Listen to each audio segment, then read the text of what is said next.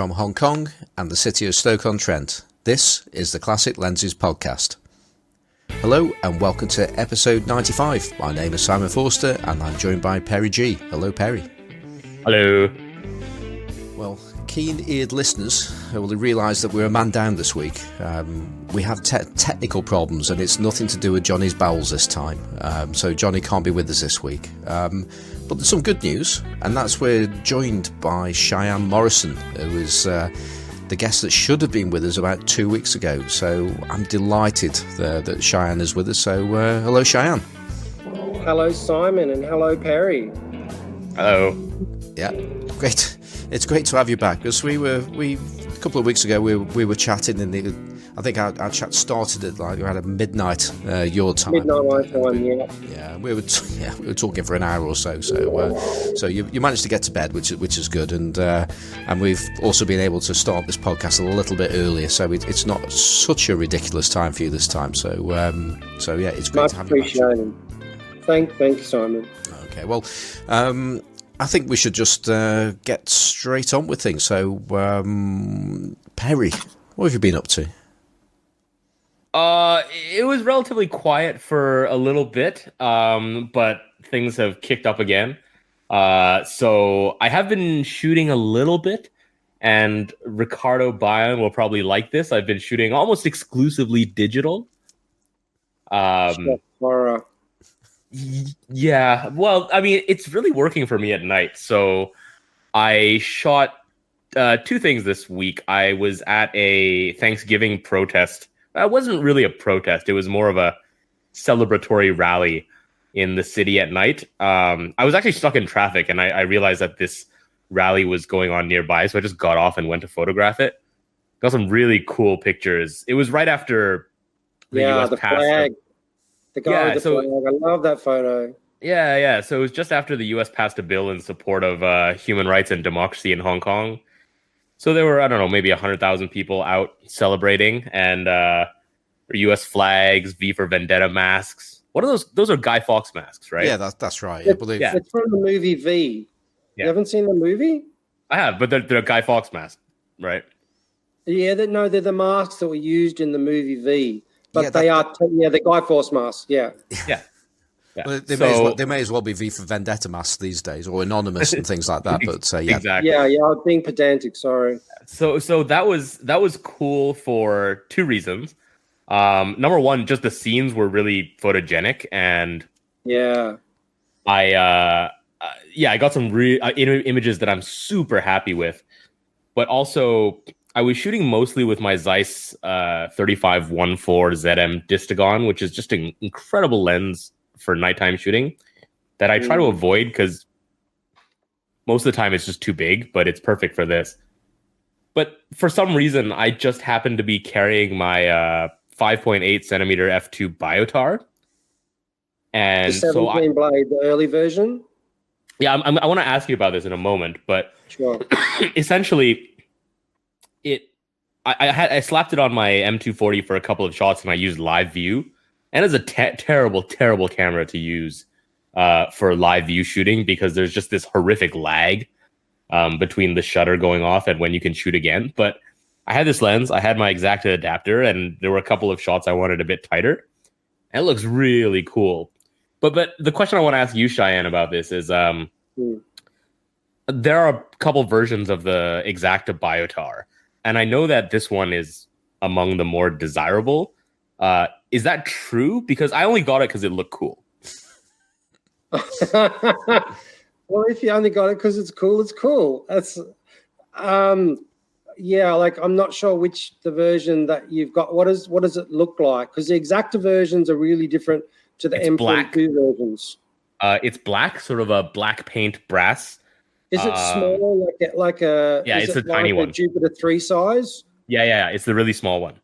Yeah. That's so. My understanding is that there's no difference between the M42 and the Exacta version in the 17 blade. There's a difference with the 75mm Biotar. There's a difference between the M42 and the Exacta version, but in the in the 58, they're the same, but I'll have to double check on that. Yeah, but, I think this version is more desirable just because it's a little bit rarer. Because that early 17 blade version was only made, I think, for about 3 years. So there's not a lot of them around. And my understanding is that like a lot of those lenses were made kind of like from 1949 to about 1951, 52. And it was just after the war when they're literally like working in bombed out factories with secondhand bits and pieces and machines they cobbled together. And the Russians had stolen most of the stuff. So the fact they even made lenses is really incredible. And it's beautifully made. It's all pre-war, because like that early period was just after World War II.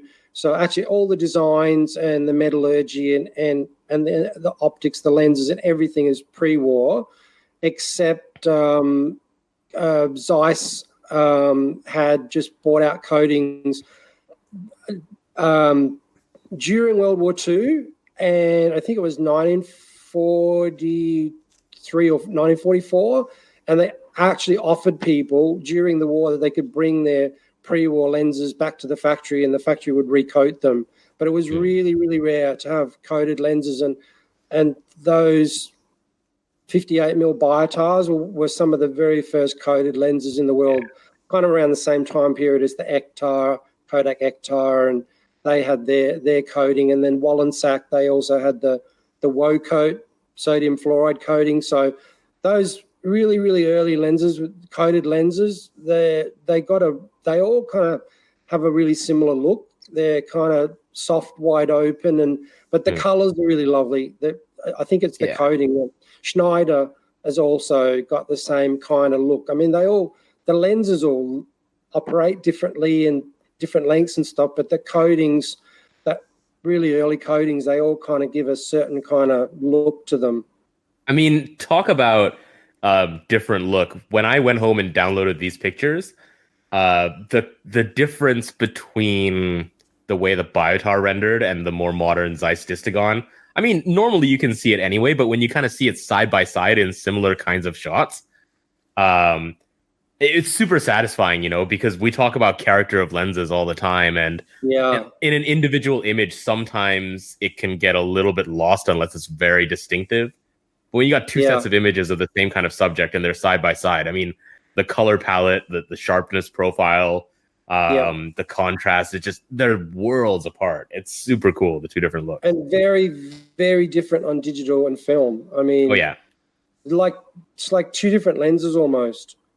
So basically on digital, this is like something that Johnny kind of went on about. I kind of knew it, but Johnny, it's kind of like his bugbear, and he jumps in when people, and rightly so, is that there's like lens, like everyone goes on about the Helios 44, and I kind of like, I had these other lenses, really nice lenses, much better. But I thought, I'll get one, I'll try one. So I got a really beautiful Zenit, the export version from the ones from the UK, and it looked like it had just sat in a box for 50 years. It was spotless, and the lens was, I don't think anybody actually even touched it. And I shot it on that camera, the original Zenit camera, with BW400CN, which is kind of like a nice film. And I got some okay images, but on film, they just looked soft and mushy. But when you put it on digital, everything's like amped up to 11, and you get bokeh balls and you get the swirly bokeh. But if you shoot on film, it's completely different. You don't get that. And with the 17 blade Biotar,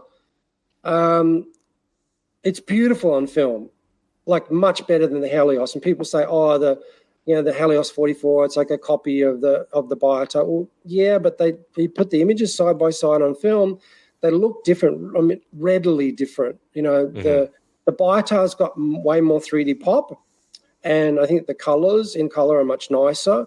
But when you put it on digital, I mean, the Helios 44 just gets that look that everybody wants that lens for. But if you put it on film, on a film camera, not so good. Pretty average, actually. I'm just not convinced by that, Cheyenne, because I've had a a 58mm or 5.8 centimeter biotar,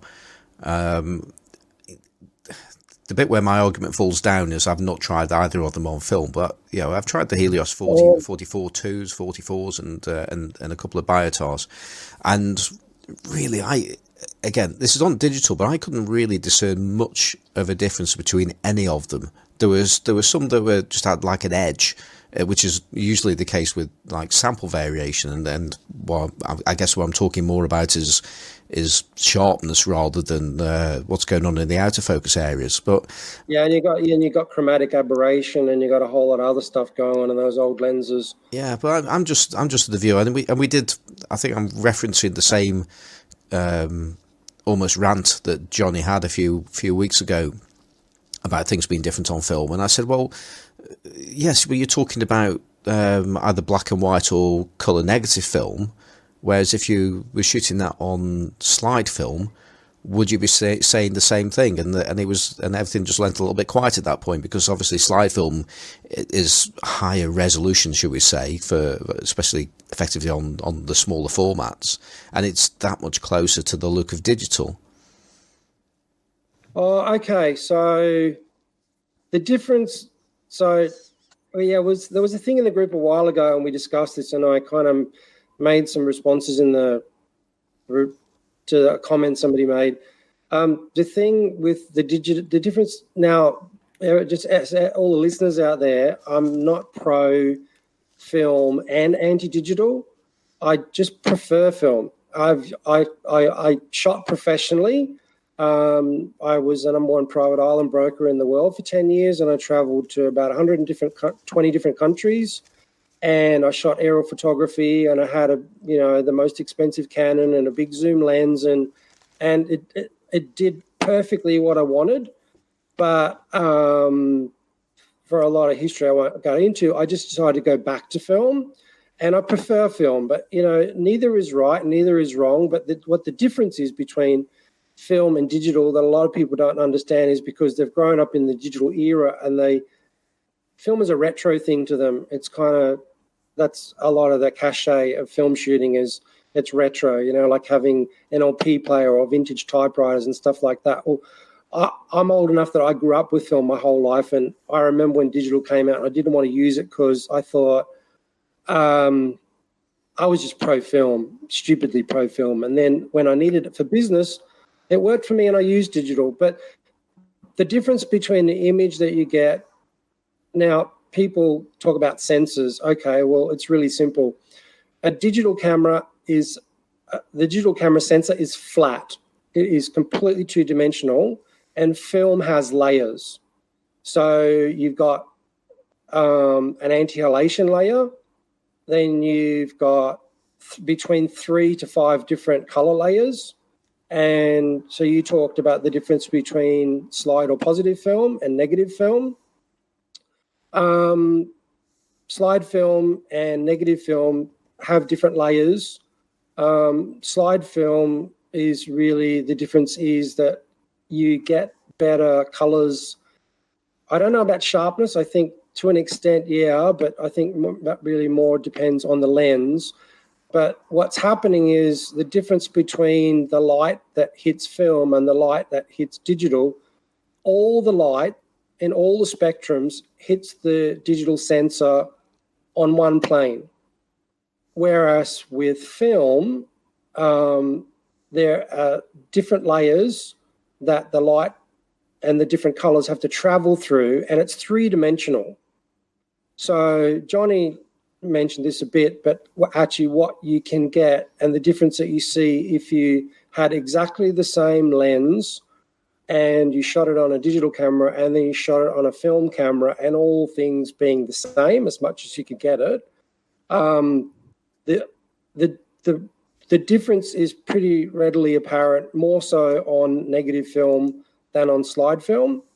And on slide film, it's generally crisper and a little bit maybe more contrasty, not sharper, I'd say contrasty, because positive film, or what they call slide film, was developed for professional photographers, and it was what the professional photographers back in the day needed is they had to have really good color rendition because it had to be reproduced manually. They didn't have scanners.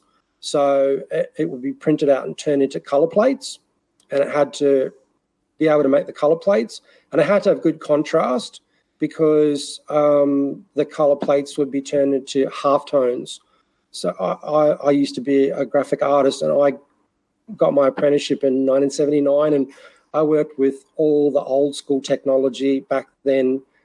And when you did cut and paste, what people talk about, you literally cut the stuff up and put it in a glue machine and actually pasted it down. It was literally cut and paste. And so all that old school technology was in the printing industry and the magazine industry kind of made photographers want to aim for certain things because that's what the art directors wanted. So I'm getting off a little bit off tangent off the thing, but so the end of the story is that digital is two-dimensional, completely two-dimensional, and film is completely three-dimensional. And I will dig up I've got a good graphic, which shows how that works. So, and I don't think either is right or either is wrong. I don't think there's the whole business with people being anti-digital or pro-film or vice versa. I just think that's silly. I just think they're just different, and whatever works for you and whatever, like Perry's saying, shooting at night and protests, I wouldn't be shooting film. Well, you can push film to 3200. I've tried many times, and I'm still doing it. But yeah, digital is working better. And back in the day, the photographers knew that. Like back in the day, Stephen Dowling, I keep calling him Zorky Photo, is not, but Stephen used to shoot concerts, and it was really a struggle for photographers to shoot in concerts in low light with high-speed films, and they almost had grainy shots all the time, and they adopted the grain, and the grain was cool because they had no choice, So for what you were doing shooting the protest, digital was the way to go, 100%. Yeah, and I mean, to kind of wrap that up, the last night there was a couple of shots I was taking. Well, I should back up for a second. If my voice sounds a little bit weird, it's because I got tear gassed again last night.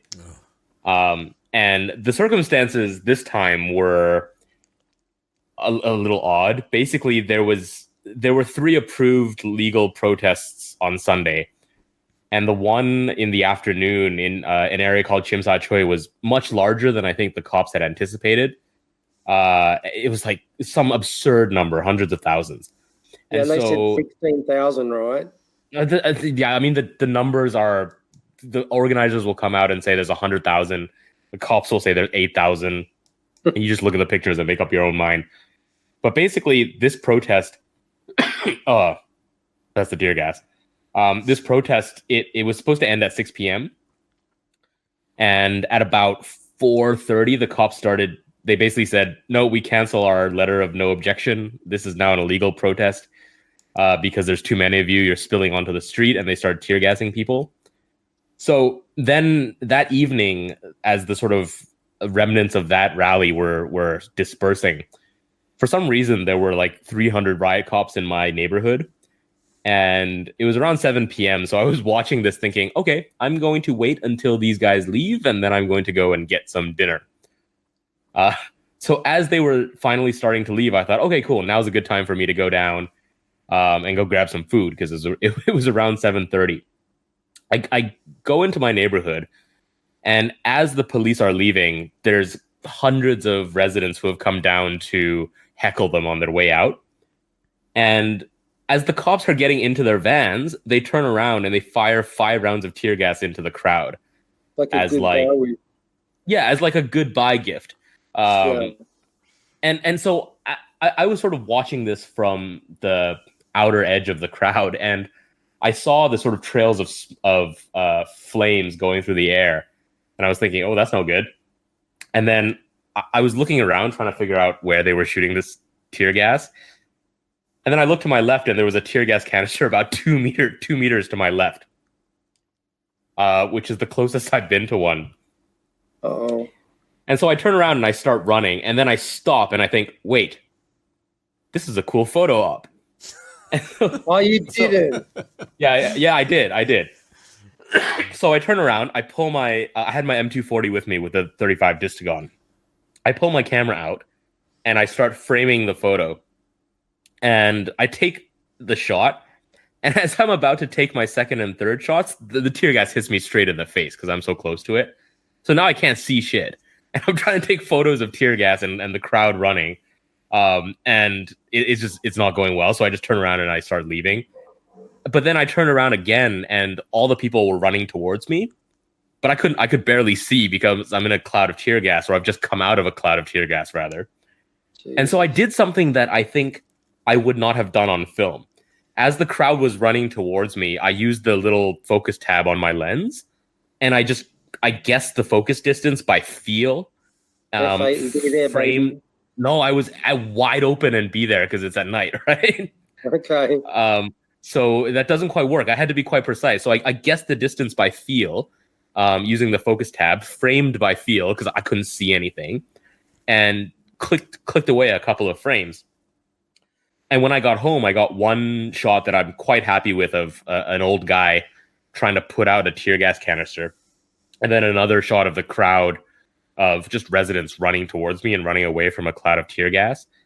And there's no way I would have taken that shot on film because I didn't know where I was focusing. I couldn't see the rangefinder patch because it was dark and my eyes were tear gassed. But I took it on digital because, you press the button, right? If in doubt, you press the button.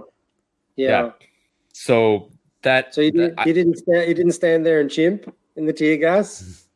I got out of the tear gas and I was sort of hacking my lungs off at the side, and a whole bunch of people came up to me to help. One guy came and gave me saline water to wash out my eyes and nose. Yeah. Then a couple other people came and gave me water and instructed me very precisely on how to wash out my mouth and throat.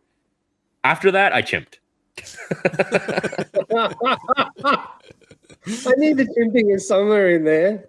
Yeah, it's digital, right? That's what it's for. So get tear gas and then chimp away. Wow. Okay, that's pretty cool. Yeah. So hey, digital has its merits, and I'm really happy with the results. To get back to where we started, so you were shooting the Distagon and the Biotar. That was at the Thanksgiving rally last night. When I was getting tear gas, I was just using the Distagon. I'm not changing lens in the middle of it.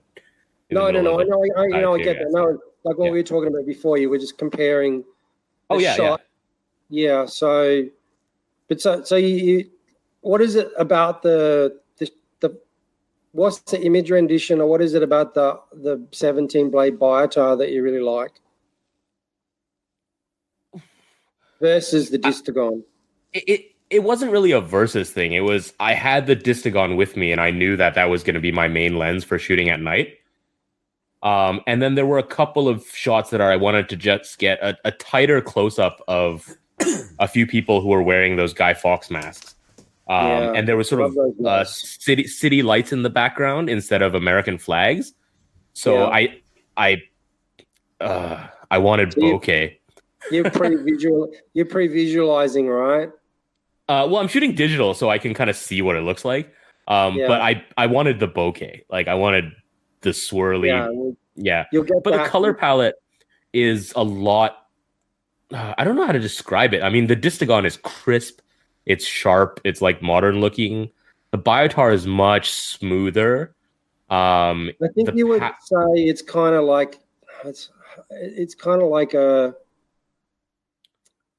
vintage postcard. It's kind of, the colors are a bit muted.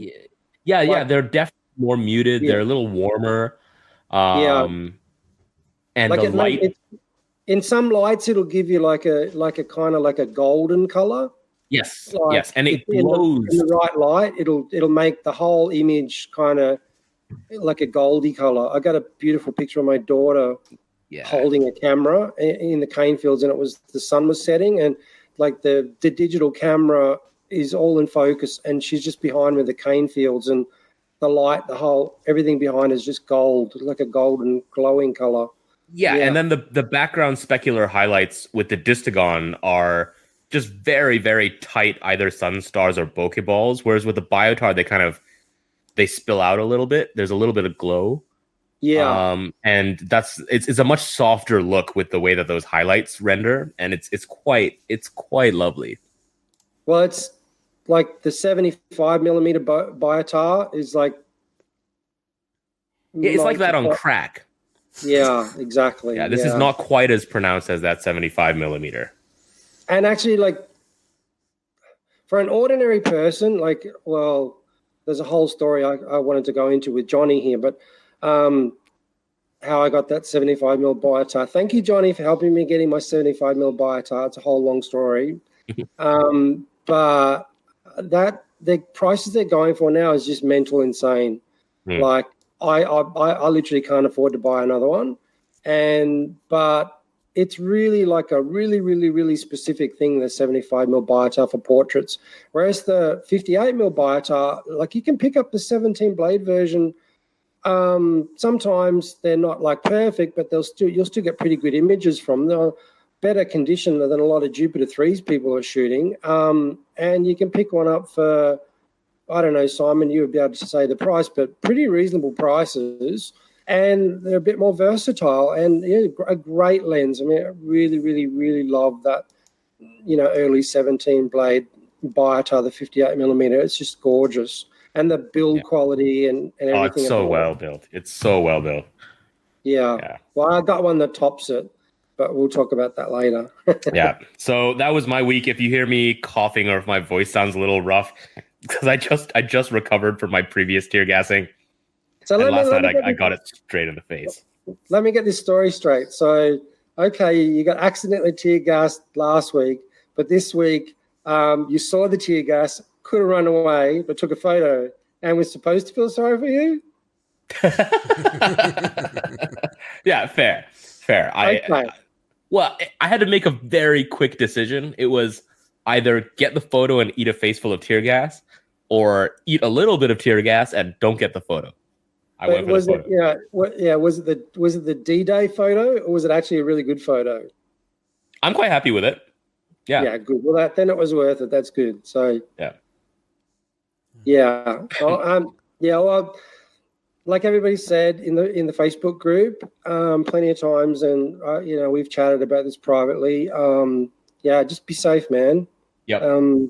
Hey, that was in my own neighborhood. There was nothing untoward going on other than the cops tear gassing us. So it was just one of those, again, wrong place, wrong time. But at least I had a camera.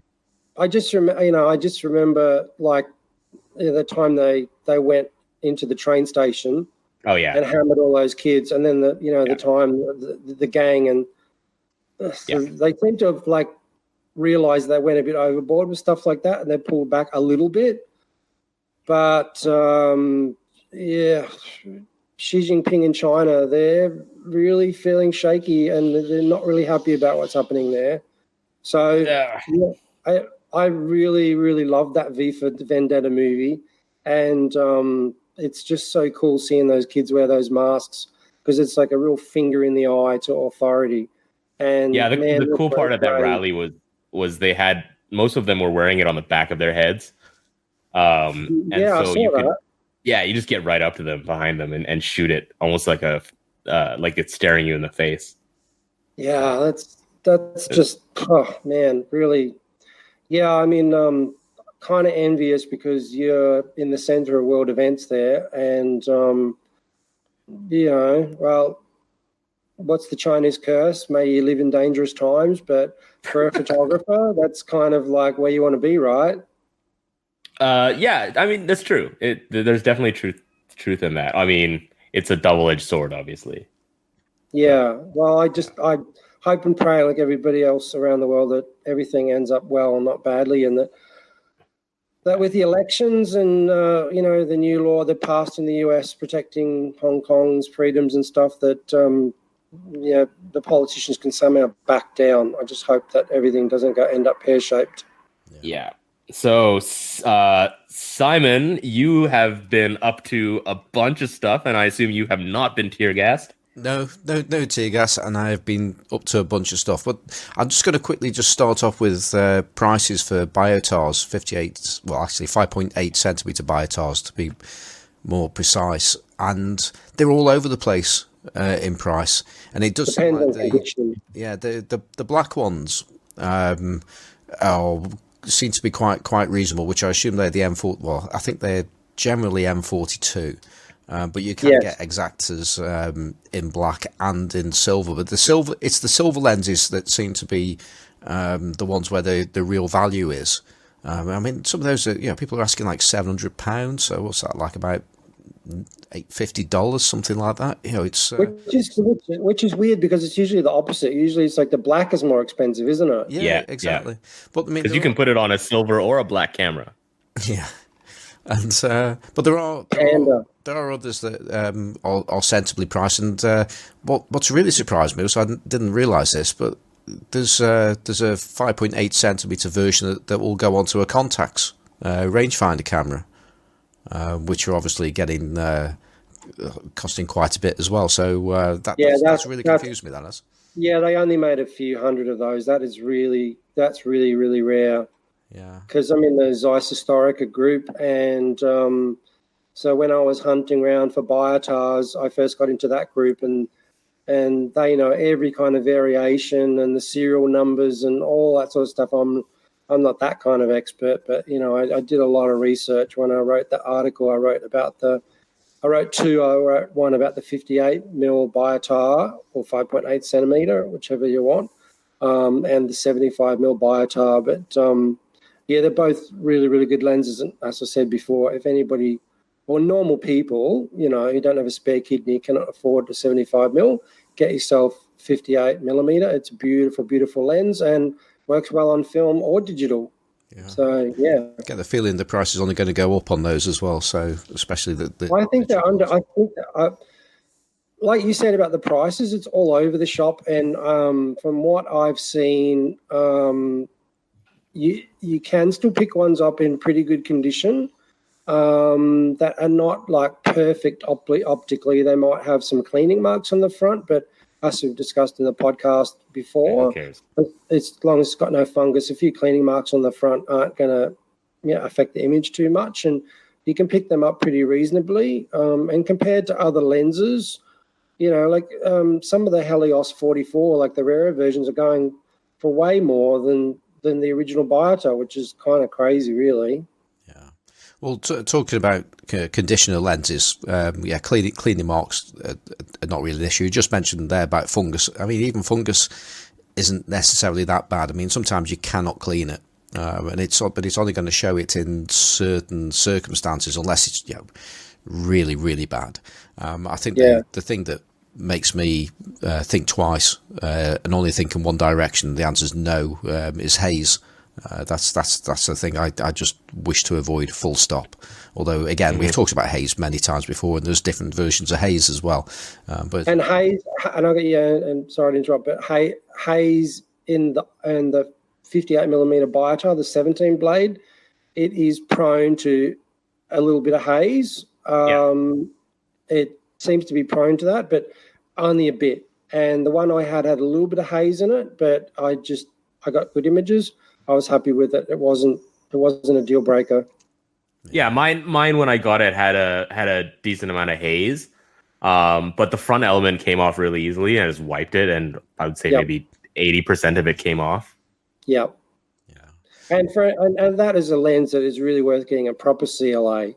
I mean, if you're going to buy lenses, I mean, I say this all the time to people. They drive me nuts. I mean, I got this lens, but no, I'm just going to whack it on there, and and not do anything or look after it. But it's 50, 60, 70-year-old lenses. Like you wouldn't find a 50-year-old car in a garage and just put petrol in it and drive it around the block. You'd give it a bit of love first. And same with lenses. Some of the a lot of them. In my experience with the biotars, generally they don't. They should be relubricated, but often the lubrication's still okay. It's a little bit tight. Yeah, mine's a little tight for my liking. The focus. Yeah, and the trick how to fix that? Sit it in the sun. Put it on the windowsill for a while. That makes sense, because what I usually do with these is just warm it in my hands. Yeah, and it makes it a little bit smoother before I use it. Because the lubrication what they used to use. Have a guess, and it's not not babushka bacon grease. It's something else bizarre. Have a guess. KY jelly? I don't know. Whale oil. Whale oil is the best lubricant in the world. That's why they killed shitloads of whales. Excuse my language. And it's all the old school camera manufacturers. They used to use whale oil for the internal lubrication. Not everything, but some things. But they definitely use it on the aperture blades on the Biotars because it lasts a really, really long time. You're telling me my lens is not vegan? Dude, you're vegan? Seriously? No, I'm not. I shoot film, man. Okay. I spent 10 minutes talking about burgers at the end of last episode. Yeah, there's how many bad karmas are in each aperture blade? I don't know. You have to work that out for yourself. I just think I just need to just clarify something as well. When I was saying the silver ones seem to be more expensive than the black ones. Just. Are you doing a Carl, aren't you? No, I'm not. I bought enough recently. I need to sell some stuff. But it's more about because earlier on I mentioned that I'd had an Exacta Biotar, which I didn't think was any better than certainly wasn't as good as my best Helios 40. And on digital, I've got to say, but that was silver and it was Exacta, but it wasn't 13 blades or 17 blades, whatever it is, and that's the key thing we're talking about here. Mine was a later version, and there are quite a few of those later versions. So if you're there and you see one of these things that's silver, and you think, oh, Simon says they're about £600 or something stupid like that. Well, there are different versions of silver ones as well. So you do. And they look. I mean, the rendition that you get from the lenses is completely different, and it's not just because of the aperture blades. It's because the whole lens was completely redone.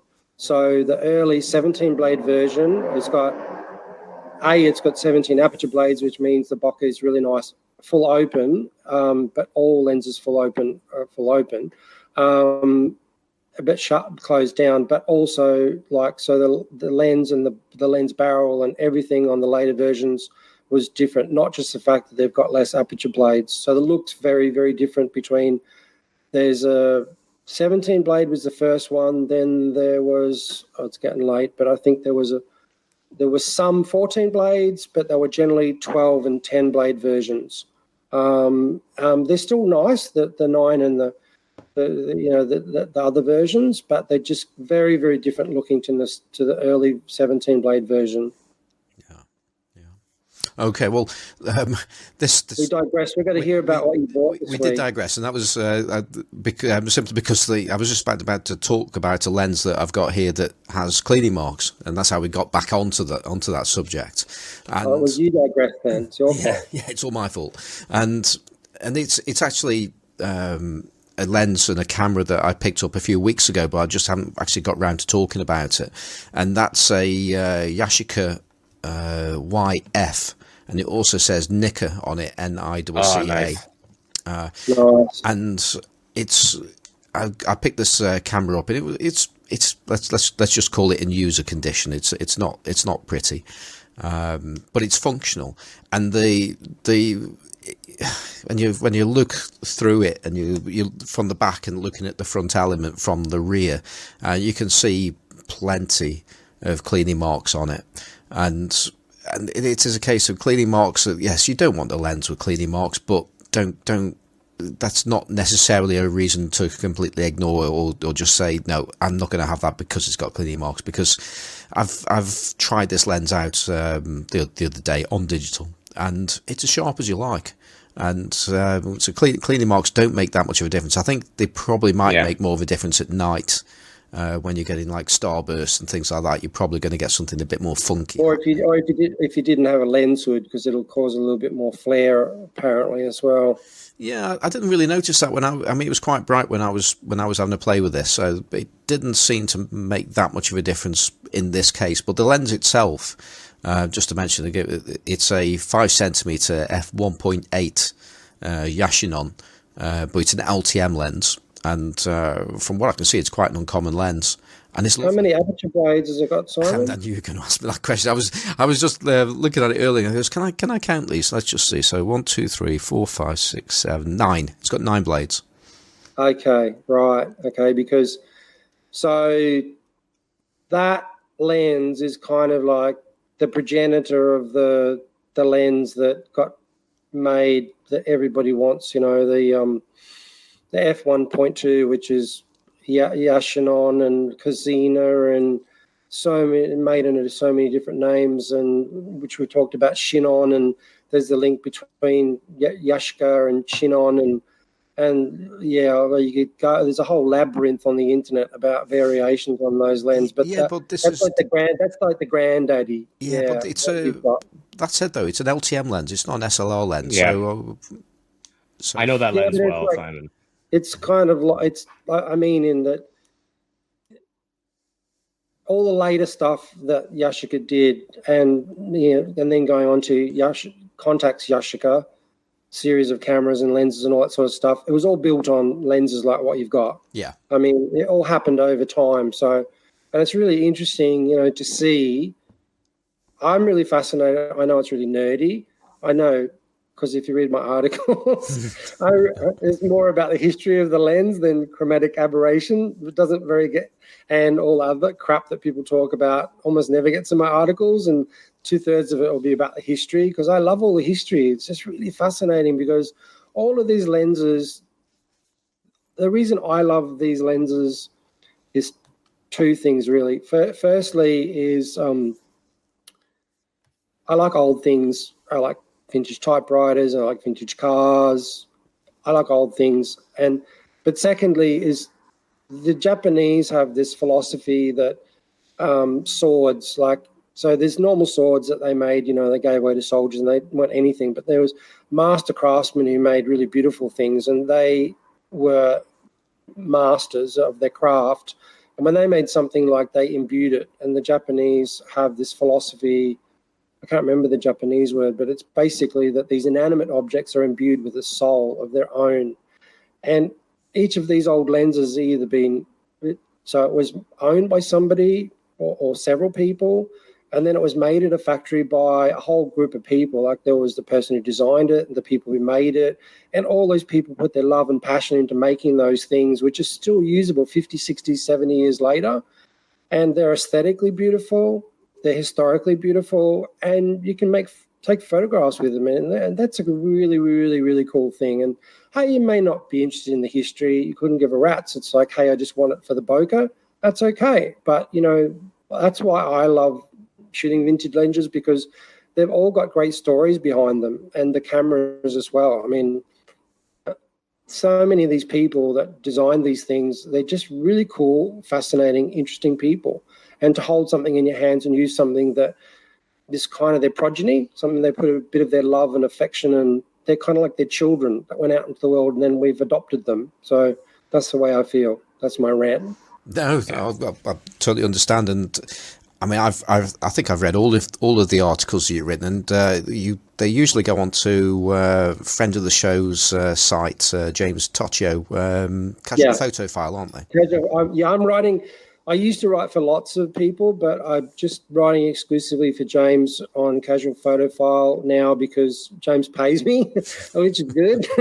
And also I'm working 6 or 7 days a week, and I'm kind of limited. And each article I write, it's hundreds of hours of research. I don't do it all at once. I do it over a period of time, and then when I've got all the research together, and I've got the lens, and then I take photographs with it, and I organise models and go out and do a photo shoot, and then I've got everything all together and I write it. So it's really like a labour of love. Being paid a little bit kind of gives me the excuse to be able to continue doing something that I really should get paid a lot more for. So yeah, and I do lots of history in my articles, because that's something that fascinates me. Some people want to see, I remember all those horrible lens tests from the 1970s where they had photographs of brick walls. You won't see brick walls in any of my articles. It's lots of pictures of nice looking girls, pictures of palm trees. We don't have any protests here. but maybe I should start one so I can get tear gassed. But yeah, Simon, that Yashica lens, I almost bought one the other week, or actually a couple months ago. But I didn't, just because it's just a good lens, you know. It handles well. There's nothing about it that is really weird, you know. It's a nice handling, good looking, sharp lens. It reminds me a bit of maybe a nicer version of the Canon 50 1.8 LTM. Yeah, it's good. I think the Canon's just a bit nicer looking though. I love those old LTM Canon lenses. They're really gorgeous. I mean the Serena, that's so it's just so sexy looking. Yeah. Well, there are different versions of the Serenade, though, aren't there? Or rather, the 51.8. And I think there's like black ones and there are silver ones, and I think some are better than others. But what I do like about the look of this lens is it is actually very similar to one of my favourite lenses, which is one of those lenses which almost certainly appears on different brands, and that's the Yashinon 50mm f2.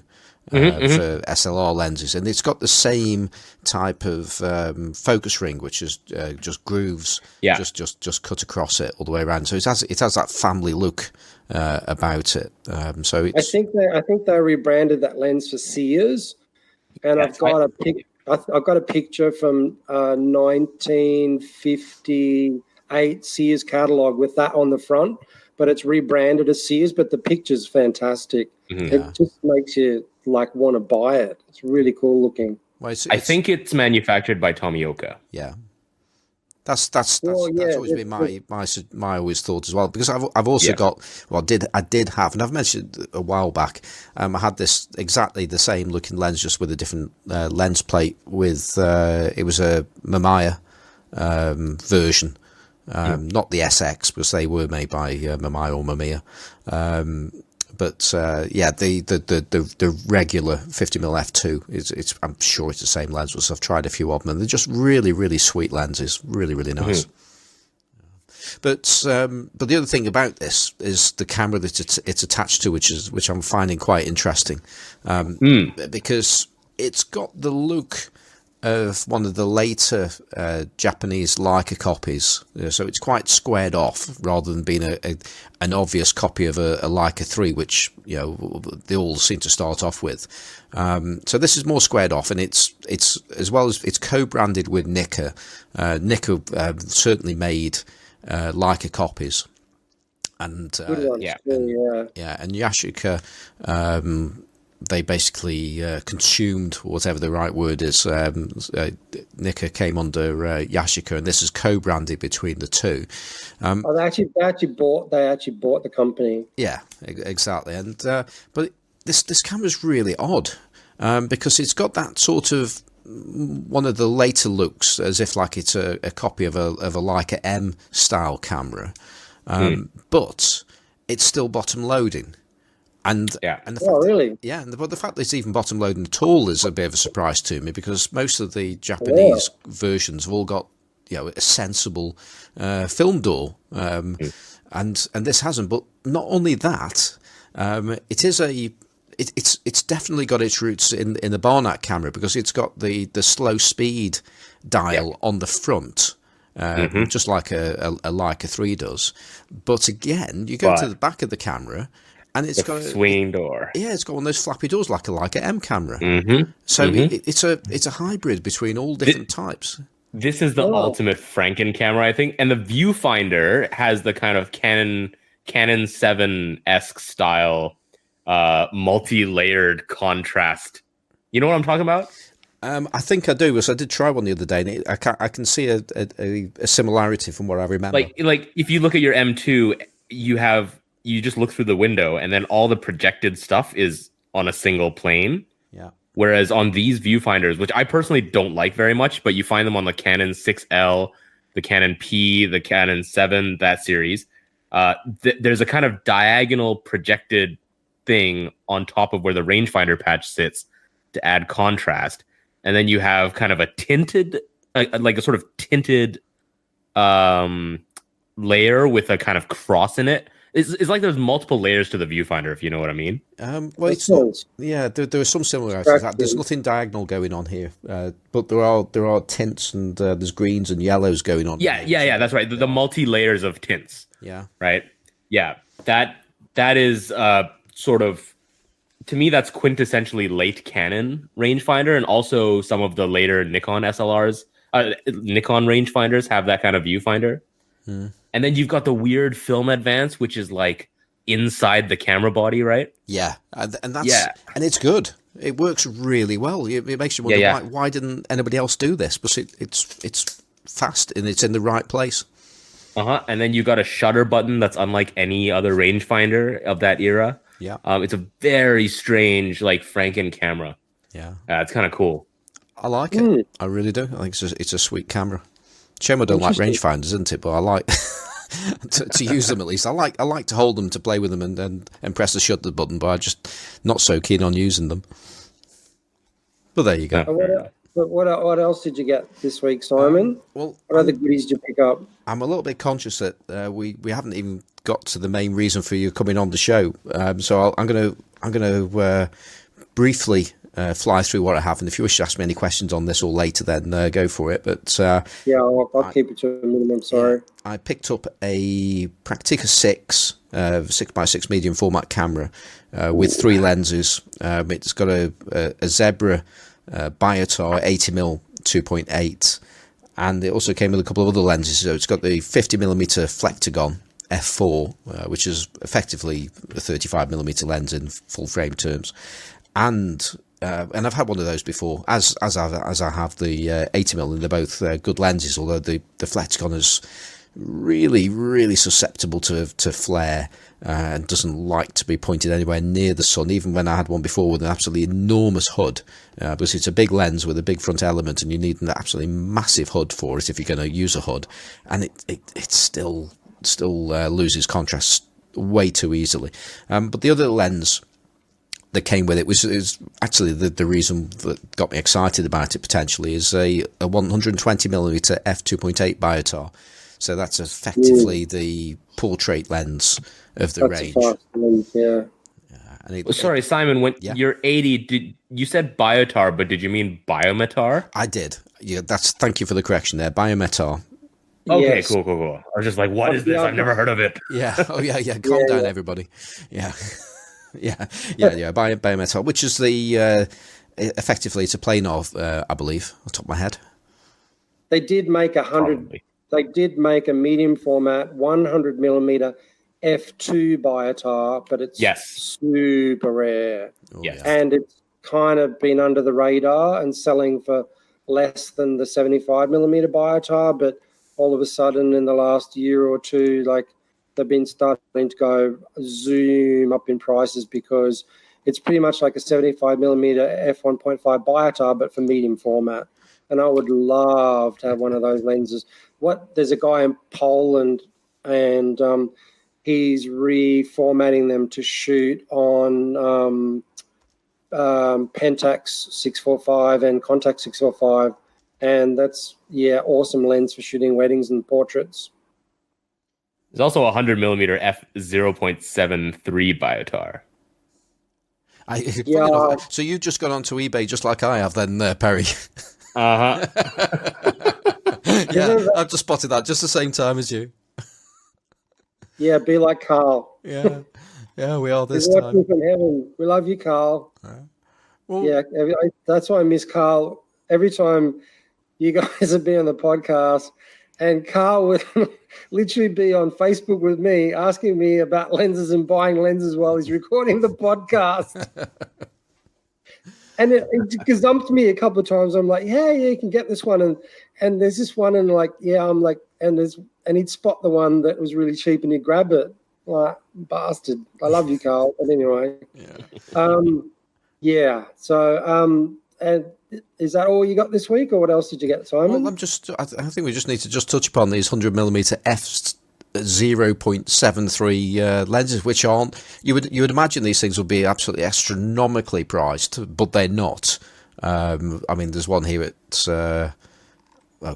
hardly cheap, but they're going from like £500 plus. But for a 0.73 biotar, that still sounds pretty cheap there. But it's got to be a catch. But I mean, it must be some old like scope or X-ray lens, because there's no aperture, there's no focusing mechanism. It's just an optical block. Yeah. No, the X-ray lenses, and the problem is, because I looked into this, because I got a bit obsessed with biotars at one stage. I readily admit, and so with those really fast old X-ray lenses, it's really a pain in the behind to kind of get them to work on a normal M42 camera or a digital camera. You got to. Well, there's no way you'll focus to infinity. Yeah. There's no way to focus to infinity. It's a macro lens. Yeah, and you've got to. Sometimes they're like pulled apart and fitted in, the front element fitted into a focusing helicoid, and actually, but ones like that, when they're actually modified and everything, they tend to go for big money, because the ones that will actually like focus properly. But most of them are X-ray lenses, and basically all you can do is shoot them wide open, and you can't shoot them at infinity, and I don't really see the point of that. Yeah. So no matter how fast they are. Well, there was a... Oh, sorry. I was just going to say, I'm just looking at one of the adverts from a chap in Poland. Might be the same one as we've just been talking about. And he's called the Boki factory. Paloniewski or something. I forget what it is. It's on Facebook. This is on PK674 is the vendor name. But in the description, he mentions that, he goes into some detail. It's clearly difficult to use this, but it focuses somewhere, depending on how close you can get it to the sensor, between 0.3 meters and 1.2. So 1.2 meters away is about as far as infinity is going to get with it. So, that's pretty limiting. And I have seen shots done with them, and they're just...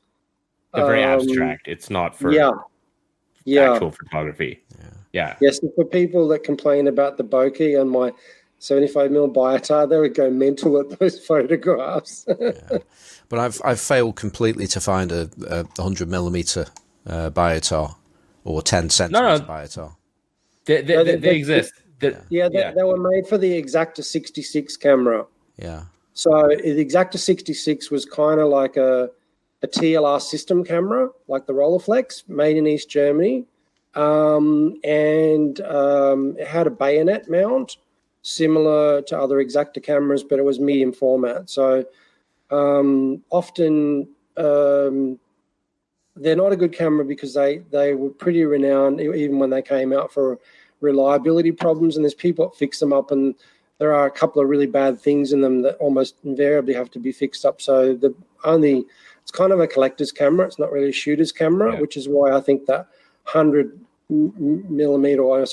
centimeter f2 biotar for medium format 6x6 is not really that well known, because the camera system's really, really obscure.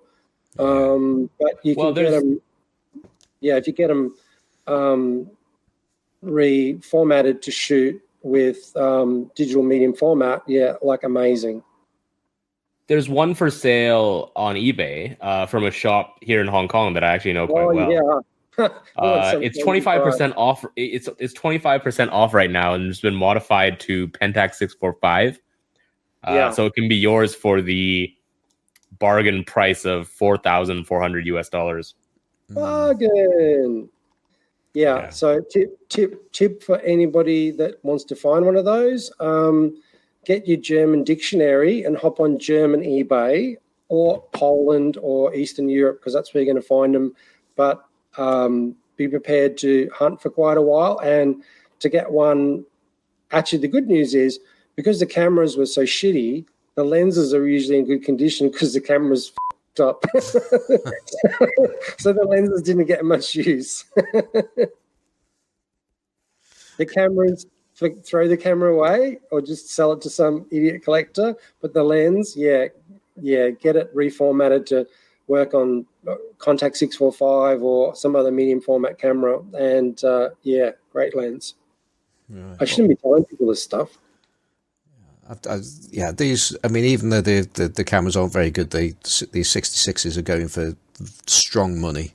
Because they're collector's items. Because for Exacta collectors, it's part of like the Exactas have always had a really, really big collector community, even going back to the 50s. They had a huge, big community in the States. They had their own collector's magazine from the 1950s. They had meetups. It was like Exacta had, I don't know what they did with their marketing and stuff, but people really, really loved Exactas. And there's people like Exacta Jack and people like him that just, they know everything about Exacta cameras. And so if you have all the cameras, that's a medium format version. So you got to get one, and whether they work or not, sitting on your shelf and you've got one. Yeah, there's a chap that comes every time to the Wolverhampton Camera Fair that I always have a conversation with. We'll see, he's always looking to see what Exacta kit I've got. And he's one of those people that you can just ask a question and he will have an encyclopedic knowledge and give you the answer. Well, he'll be able to answer your questions. So, people like that are worth their weight in gold. Yeah, no, absolutely. Well, very, very quickly, one more purchase, and I shared this in the Facebook group as well, and that's a speed graphic, a Graflex speed graphic. This time the correct size as well, because I bought one of these things by accident before, because there's actually, I found out via Mike Novak, there's actually 3 sizes of speed graphics. There's a tiny one which effectively uses 120 film, or you can convert it to 120 very, very easily. They call it the baby speed graphic. That's right, but there's actually there's another size up, which I've already forgotten what size it is. And then there's the one that I always wanted, and I've managed to get hold of one, a really nice clean one. And that's a 4x5 large format camera. And the terrible thing is they all look the freaking same. Yeah, they do. They do. It's horrible. Yeah, they just resized them. Literally all the parts are just slightly larger. It's quite remarkable. So nothing is as sexy as your Meridian, though. That is I love that camera. That is really gorgeous. Cool. But there's a case certainly for both, because they look quite similar, and people confuse the Meridian with a speed graphic or a crown graphic, and it's quite different because it's actually based more off a Linhof. So it's a technical camera, so you've got a full range of front and rear movements, whereas with the speed graphic and the crown graphic, I'm not sure if the crown graphic has rear movements or not actually, but certainly the very restricted range of movements at the front of the camera compared to the Meridian, which is really useful for if you're doing architectural photography. Whereas ultimately the speed graphic was a press camera, so it was. Yeah, they didn't need a lot of options. Exactly, you didn't have movements. Yeah, just point the thing at what you're taking and take the shot, and then get it off to the newspaper. That was its primary job. So it didn't need all of that other stuff. So it could be made a little bit lighter than the technical cameras as well. So that's it. So that's my purchasing week, more or less. And I think we were going to talk about some of the things that you may have been up to, Cheyenne. But I think what we'll do, we're going to jump. I think we should jump straight in for the reason why we've asked you to come along this week. Yeah. And that is to send you to a desert island, and away from home. Yes. So I think you're the 4th person we've sent to the island. Yes. Yeah. Eric. Yeah. Who else did you have? Well, Perry's Anil there. Mystery. I'm there. And Anil Mystery is there as well. Mm-hmm. So that's 3. You're the 4th. Am I the 4th? Yeah. Oh, that's pretty good company. Wow. It is. Oh, wow. So chuffed now. Yeah. So just for those people who are not unfamiliar with desert island lenses, there is a little bit of a story that goes with this. So and this is the brief that we send to our guests, and it goes like this. So your ship, which is known as the SS Tessar, has capsized and sunk. And I'm not saying there's anything wrong with Tessars, but Tessars are perfectly good lenses, honestly. So after encountering that freak waves, it now lies deservedly. No, I didn't say deservedly, did I? It lies at the bottom of the sea, and you're being washed ashore on an amazing island that has every photographic opportunity available to you, so you can do street shots and everything. It's not really a desert island, but the island is equipped with a powered dark cave, and you've also got a solar powered computer, so you can run whatever processing software you have, and you have a full selection of lens adapters if you wish. So alongside you, a trunk has been washed ashore, and it has 2 camera bodies of your choice, digital, analog, or either or both, and along with 3 lenses that you've actually managed to pick from your collection. So these are 3 lenses that you own. So the questions from this, and there's 2 questions. So what are the 3 lenses that you have brought with you, and why? So I suppose that's technically 2 questions. And then the other one is, if you've got a free choice to bring one more lens, what would that be? So let's go back to talk about the camera. Actually, let's talk about the cameras you've brought along with you first, and then we'll talk about the lenses. Oh, okay. Yeah, I forgot about the cameras. I was like focusing on the lenses. Okay, for cameras, I'm just for the exercise of the desert island lens, I'm just going to go for the Contax Aria, because that thing is like just idiot proof, and I guaranteed, unless I stuff up and get my out of focus, I always get perfect exposure, and it's just easy to use, beautiful, tactile. Love that camera. I've had lots and lots and lots of cameras, which I enjoy using, some vintage ones, really old ones. But for testing lenses, and I do like lens reviews, I'll just put it on the Ari, because I know I don't have to worry about the exposure or anything. I'm just going to be getting what the lens is going to give me, not any of my screw ups or under or overexposure or any of that. It's like, as long as I've got the focus nailed, I'm going to get the shot with the Aria. So that, and I've got the rare 70th anniversary edition, which is one of the very last Contax. It's the second last Contax camera that was ever made. And they really, really put their heart and soul into making that camera. And it's got so many really, really cool features. And I did a really good review, which you can read on Casual Photophile, with all the history. And Simon likes that, because there's lots of tie-ins about Contax Yashica and the Contax Yashica lenses, and that's a whole nother rabbit hole we could go down. So that's my camera. Okay, so you're not taking a digital camera with you? I don't own a digital camera. Okay, fair enough.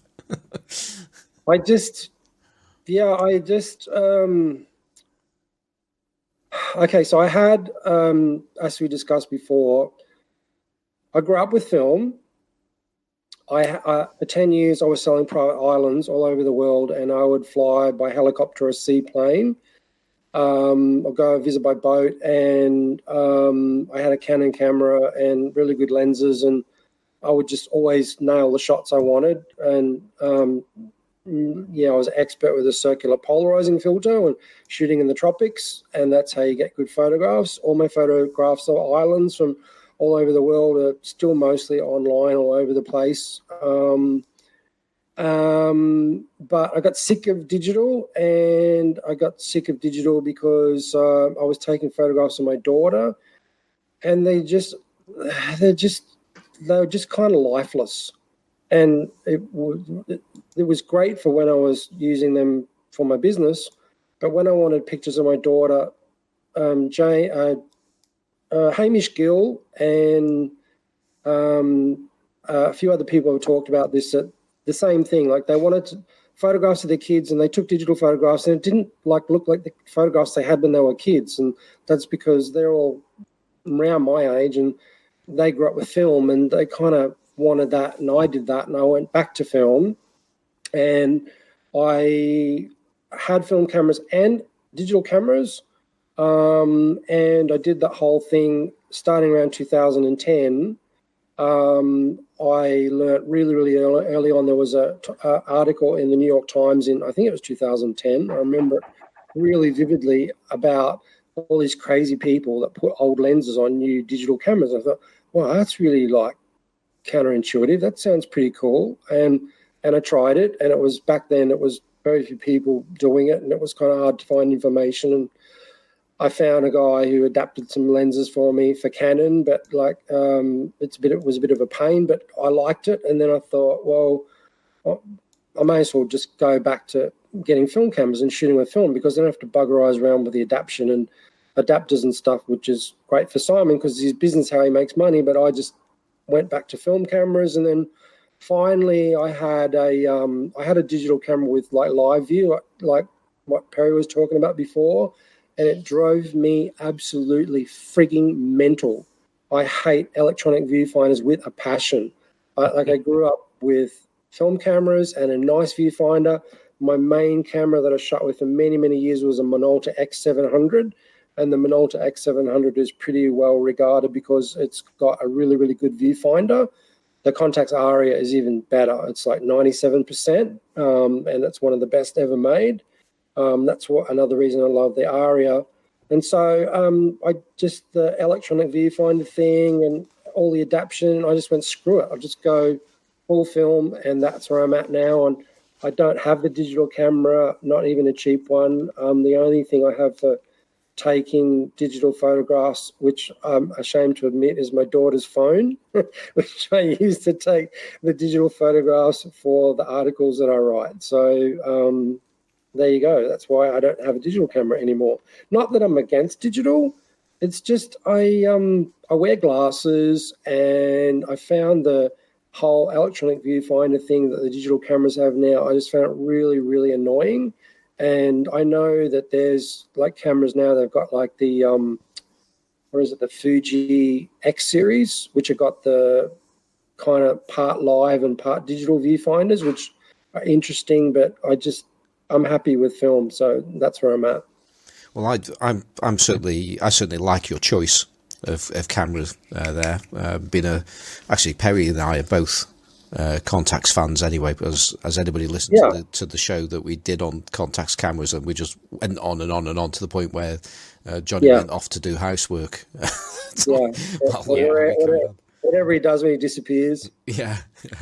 So it's Hey, Johnny. I mean, it's true that we talk about our rangefinders. I talk about my Leicas a lot, but my favorite SLR for actual use is my Contax S2.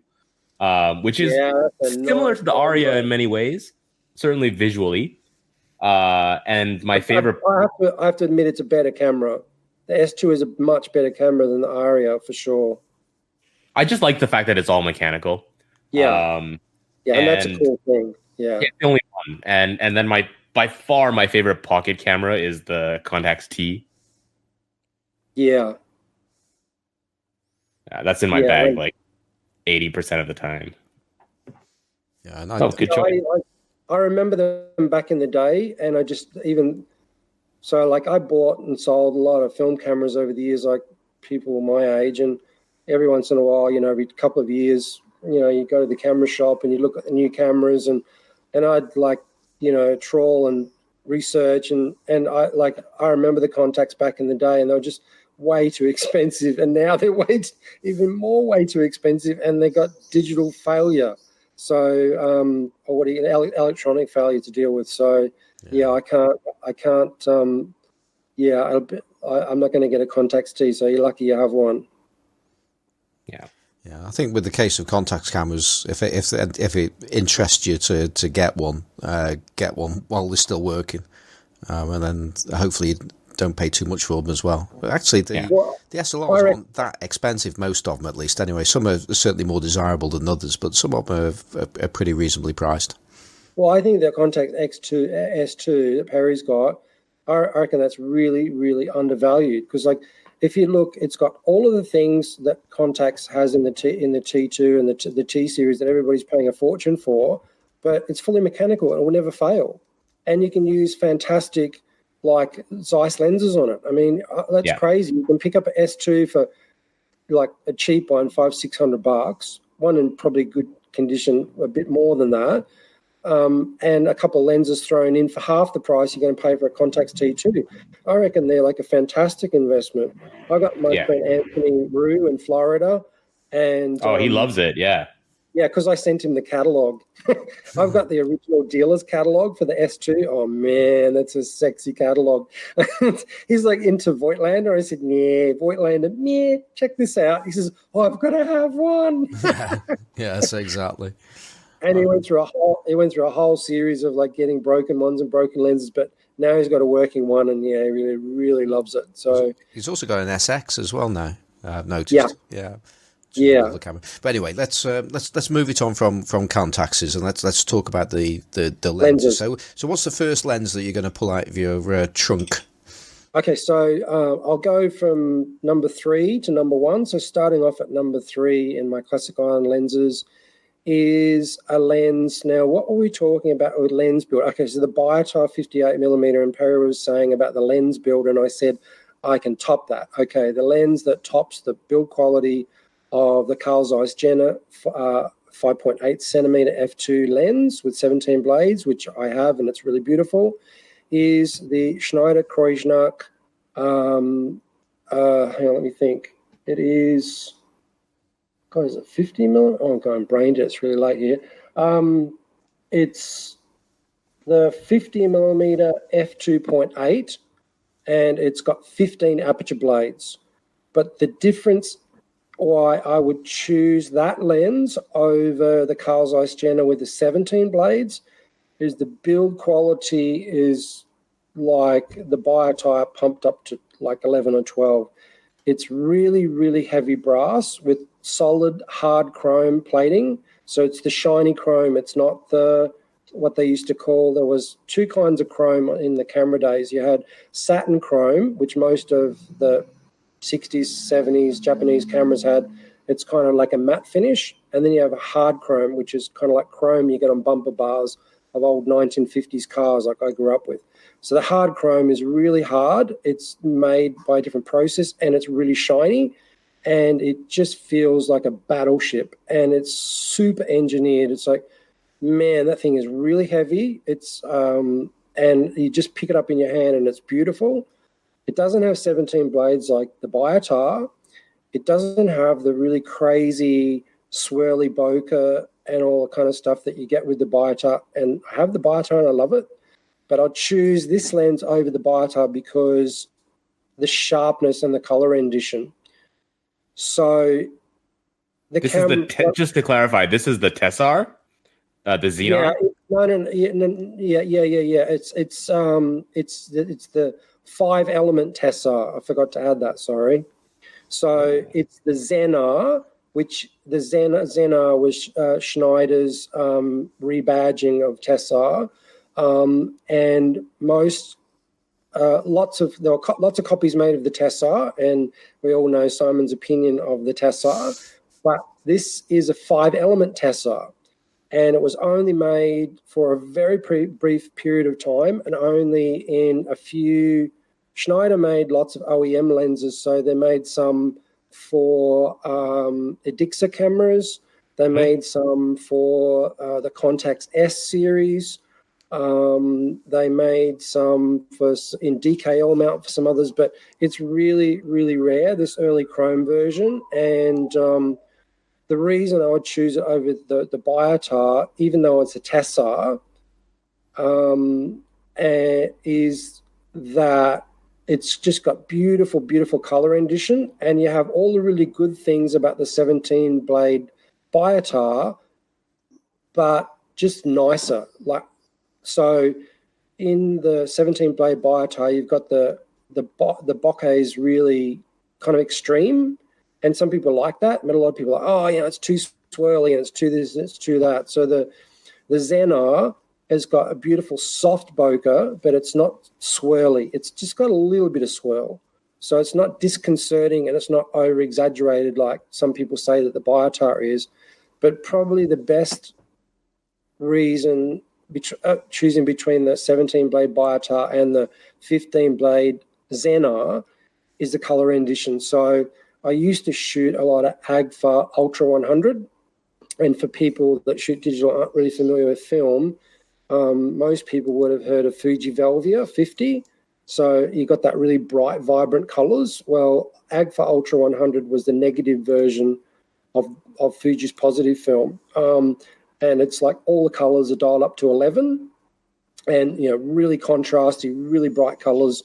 I know people that don't like that. I do like that. And what happens is if I get an ordinary bog standard roll of Kodak Ektar 100 and I shoot it with the Schneider Kreuznach Xenar, it looks exactly like Agfa Ultra.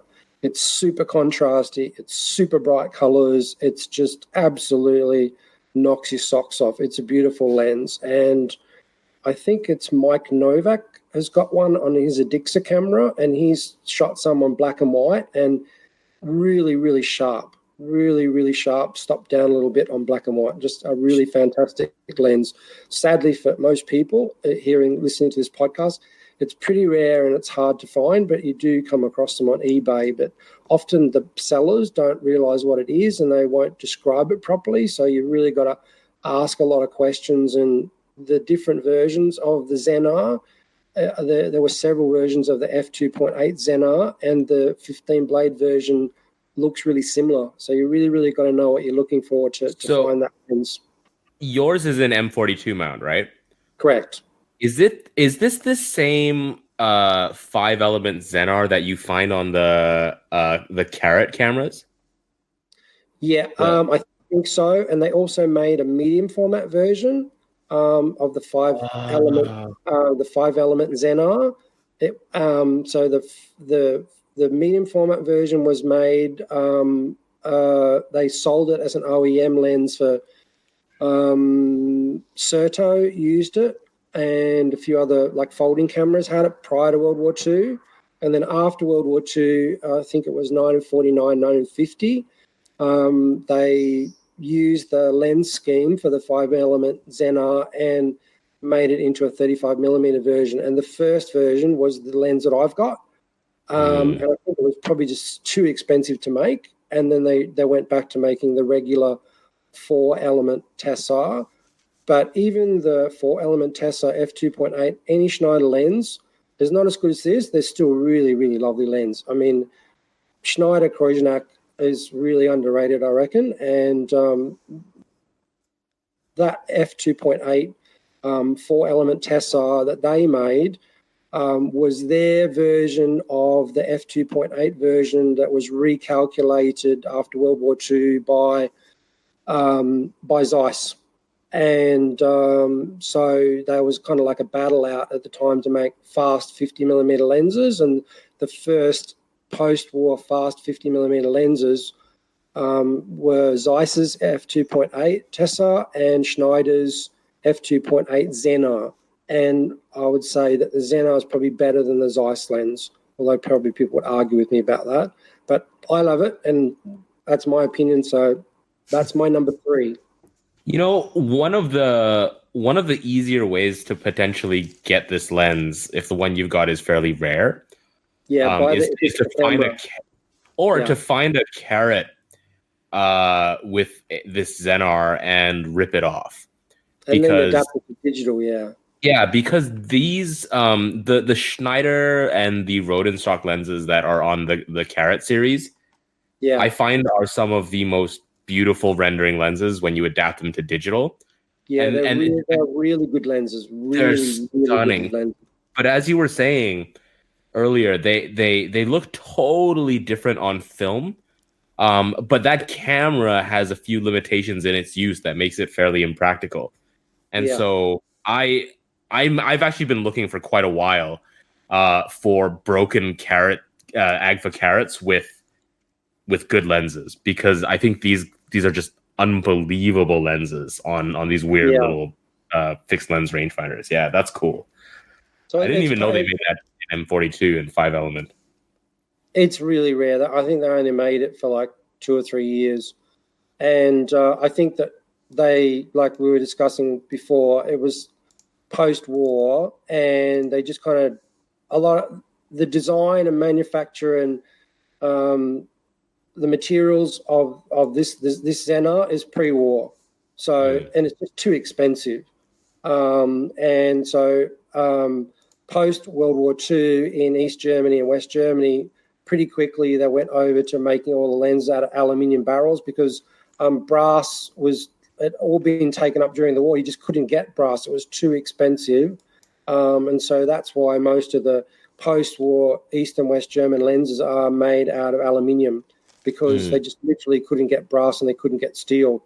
So that's what I think happened with this lens. It was the chrome was expensive. So chrome is like a precious metal at the time post World War II. It was really, really hard because I had to come from overseas. All would have been held by the military during the war, and after the war for 3 or 4 years, they still had rationing. So all of the camera companies in Germany and even in England had a really, really hard time producing cameras. But the only reason there was cameras made in England during that period was because there was huge export taxes on German cameras. So for a little while, they had cameras like the Ilford Witness, and there was all sorts of. I love that camera. Yeah.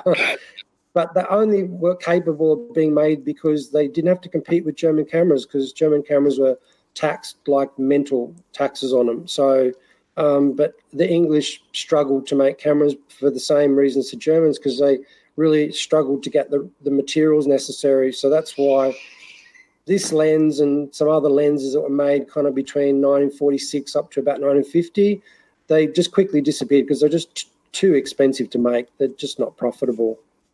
That Ilford Witness camera you just mentioned is one of the cameras I want the most. But because why? Because it's got the friggin' lens on it. That's why. Yeah. Yes, mostly for the lens, but it also has a ridiculous base length. I almost bought one for $500. What? I'm kicking myself. I didn't buy it. It was on Gumtree, the English version of Gumtree, and mostly like I go when I want to find a camera, like I look at all these really obscure places. And wait, with the lens or body on the whole thing, the whole kit, the leather, the camera case, the box, the whole thing, $500. And somebody didn't know what it was. It was like their dad had died. They had a whole lot of crap, and I always see an ad and someone says, "Oh, deceased estate" or "Dad died." I go back and look at all the other listings, and then when I went through, they had the Witness, and unfortunately, like this was like 4 years ago, and I kind of knew about it, and I kind of knew it was rare, but not enough to know to buy it. Dude, it's like a $20,000 lens. Well, now camera, sorry, yeah, but back then, 4 or 5 years ago, they weren't worth that much money. I think they were going back then like maybe 2 or 3 or 4,000. And I just bought something else, and I was like, oh, if I spend that $500, and it just wasn't like on my radar enough to buy it. And then later on, I kind of did some research and went back to get it, and somebody had already got it. Yeah. So know that camera very well, and I'd love to get it just for the lens. And plus, it's a really cool looking camera. It is. And and it's really great history, really interesting. The people that designed it, that camera epitomized everything I love about vintage cameras. Yeah. Really cool lens, takes fantastic images. My friend in Tasmania had that same lens, but what was it? You're talking about the Dallmeyer Super 6 2-inch f1.9, right? Yeah. Yeah. He had it on an Alpa, and he just took a few photos with it, and he was like, he got an insane amount of money when he sold that. There was Alpa with that lens, and he put it on starting at 99 cents, and he got 380 bids, and it sold for 8,000 Australian dollars. Yeah.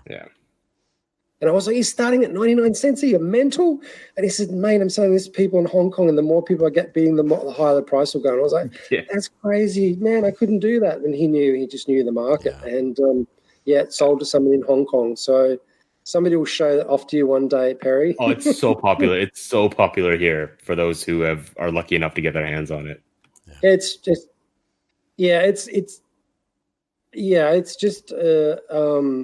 it is a really, really beautiful lens, but I couldn't afford to buy one of those. And I'm stupid. Like, I should have bought that friggin' Witness when I saw it for $500, but c'est la vie. I mean, the gods of camera hunting and lens hunting have smiled on me. I got my Bolsey camera. We'll have a chat about that later.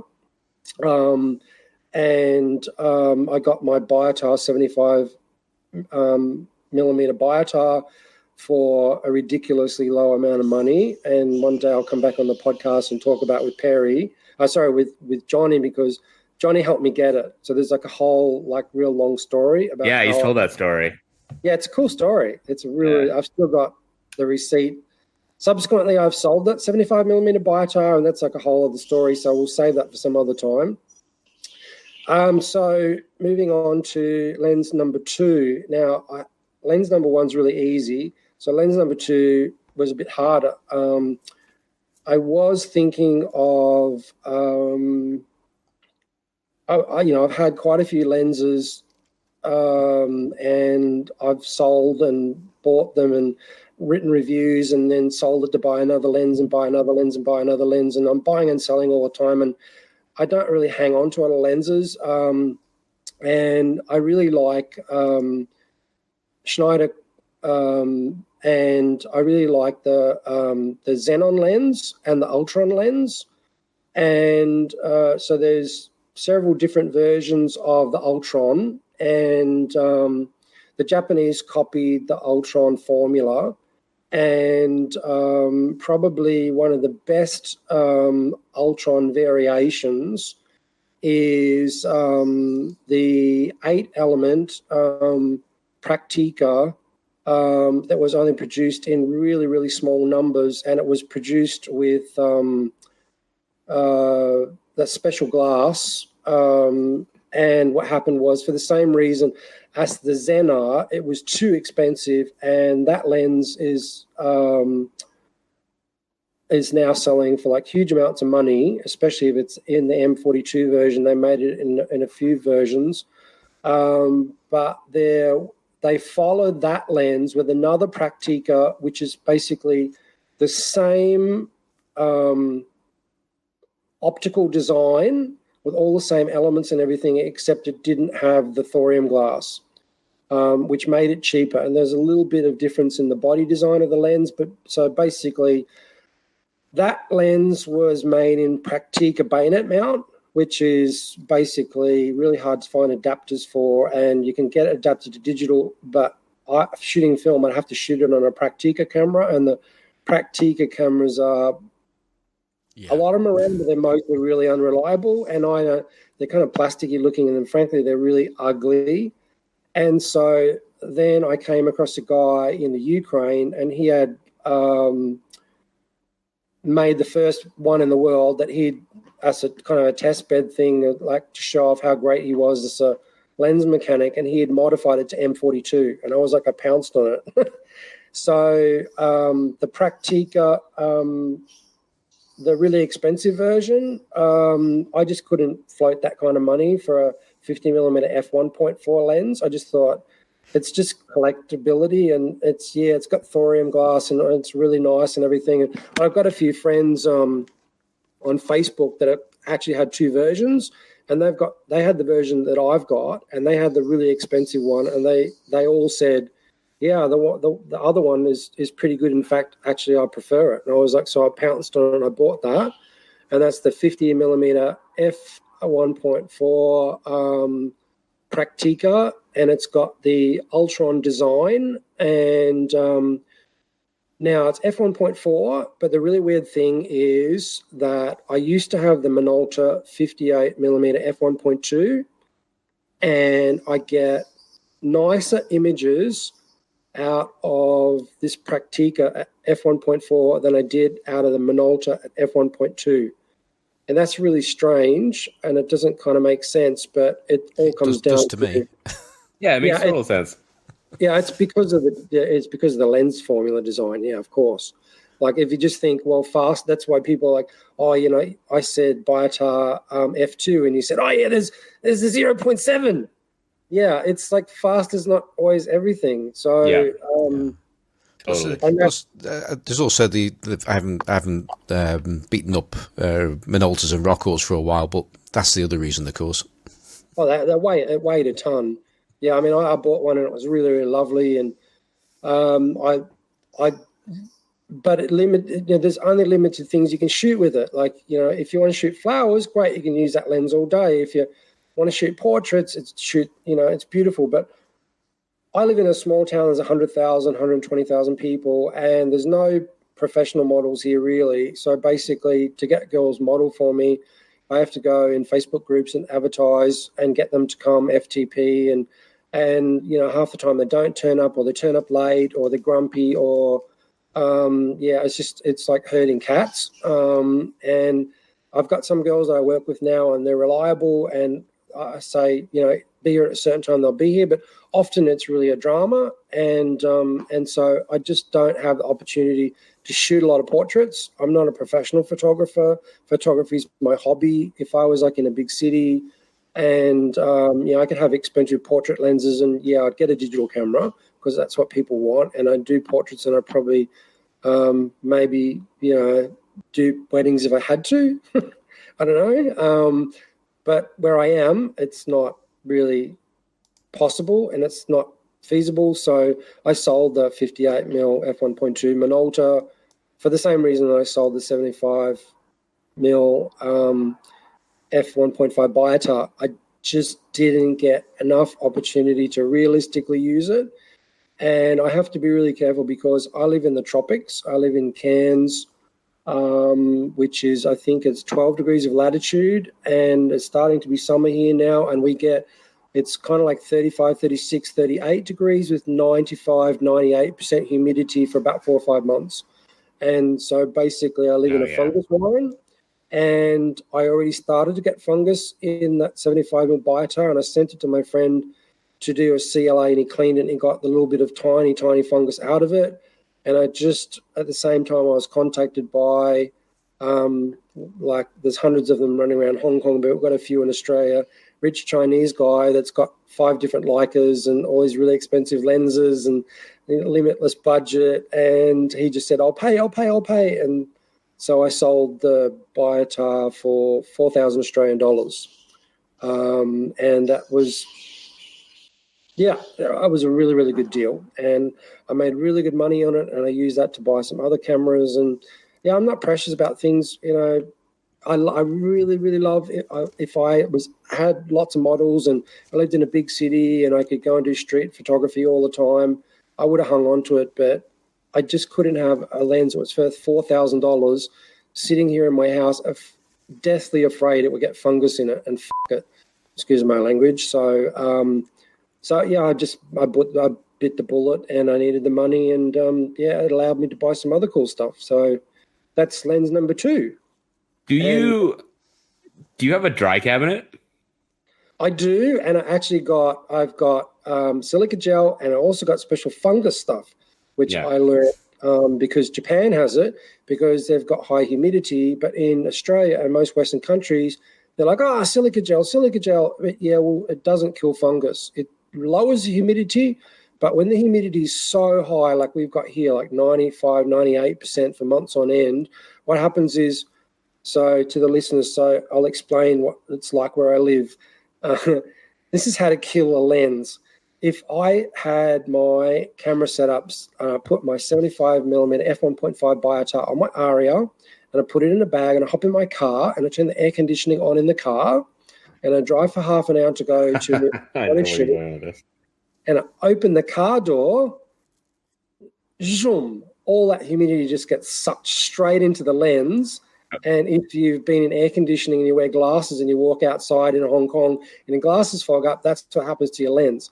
And man, you cannot get that humidity out. And once that humidity and the moisture's inside, it's like the fungus are like, hello, holiday, yay.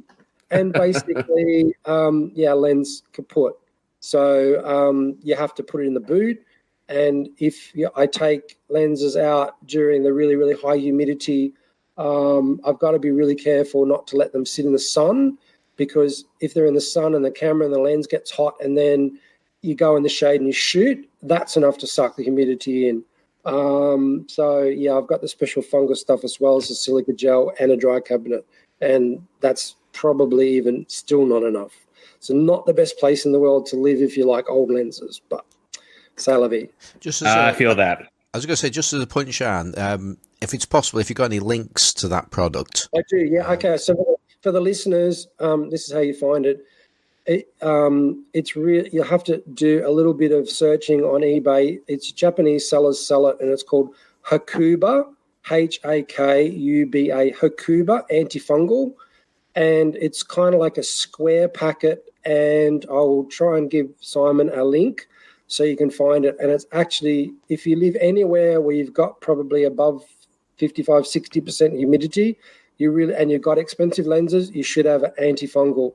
And what it is, it releases kind of like a vapor, slow release vapor that's kind of toxic to the fungus and actually prevents it growing and kills it. So it's like 100%. So like having a dry cabinet and silica gel is only like 90%, and it's like condoms. All you need is 1% to get pregnant. So you don't want to get your nice lenses pregnant, screwed up, destroyed. So get the antifungus stuff. It's great. Great, good tip. That's really helpful. Yeah, I'm totally gonna get that because I mean, you don't have that's what we get here. You got high humidity. You don't have the antifungal stuff. No, I have a dry cabinet for my expensive stuff, and then I use a dehumidifier in the room. But you don't have the antifungal stuff? No.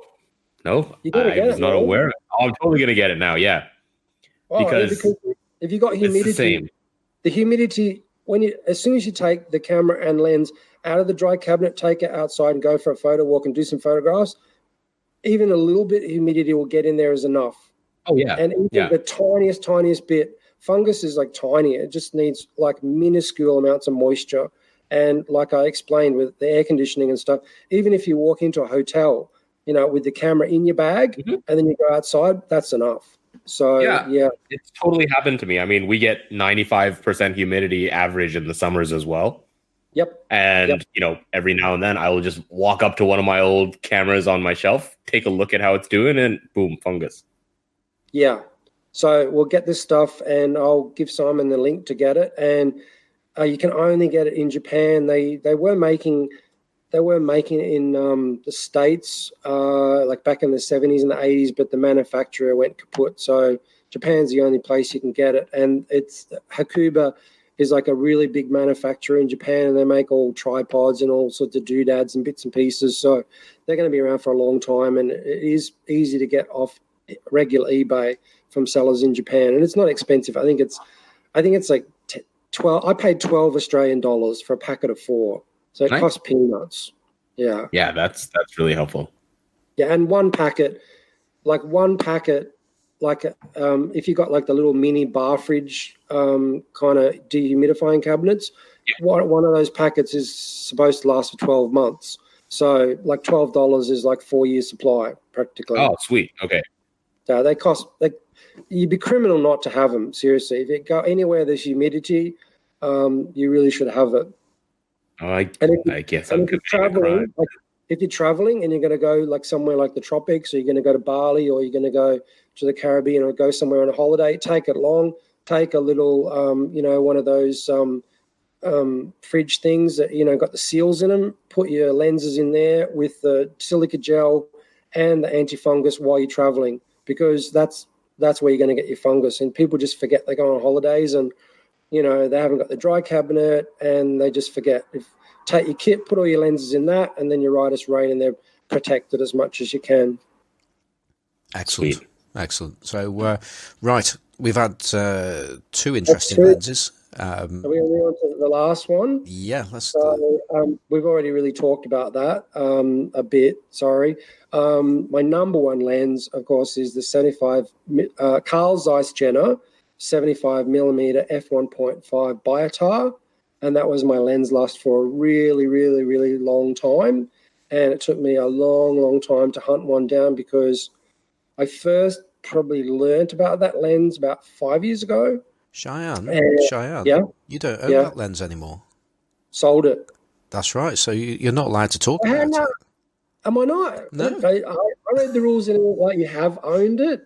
No. You have owned.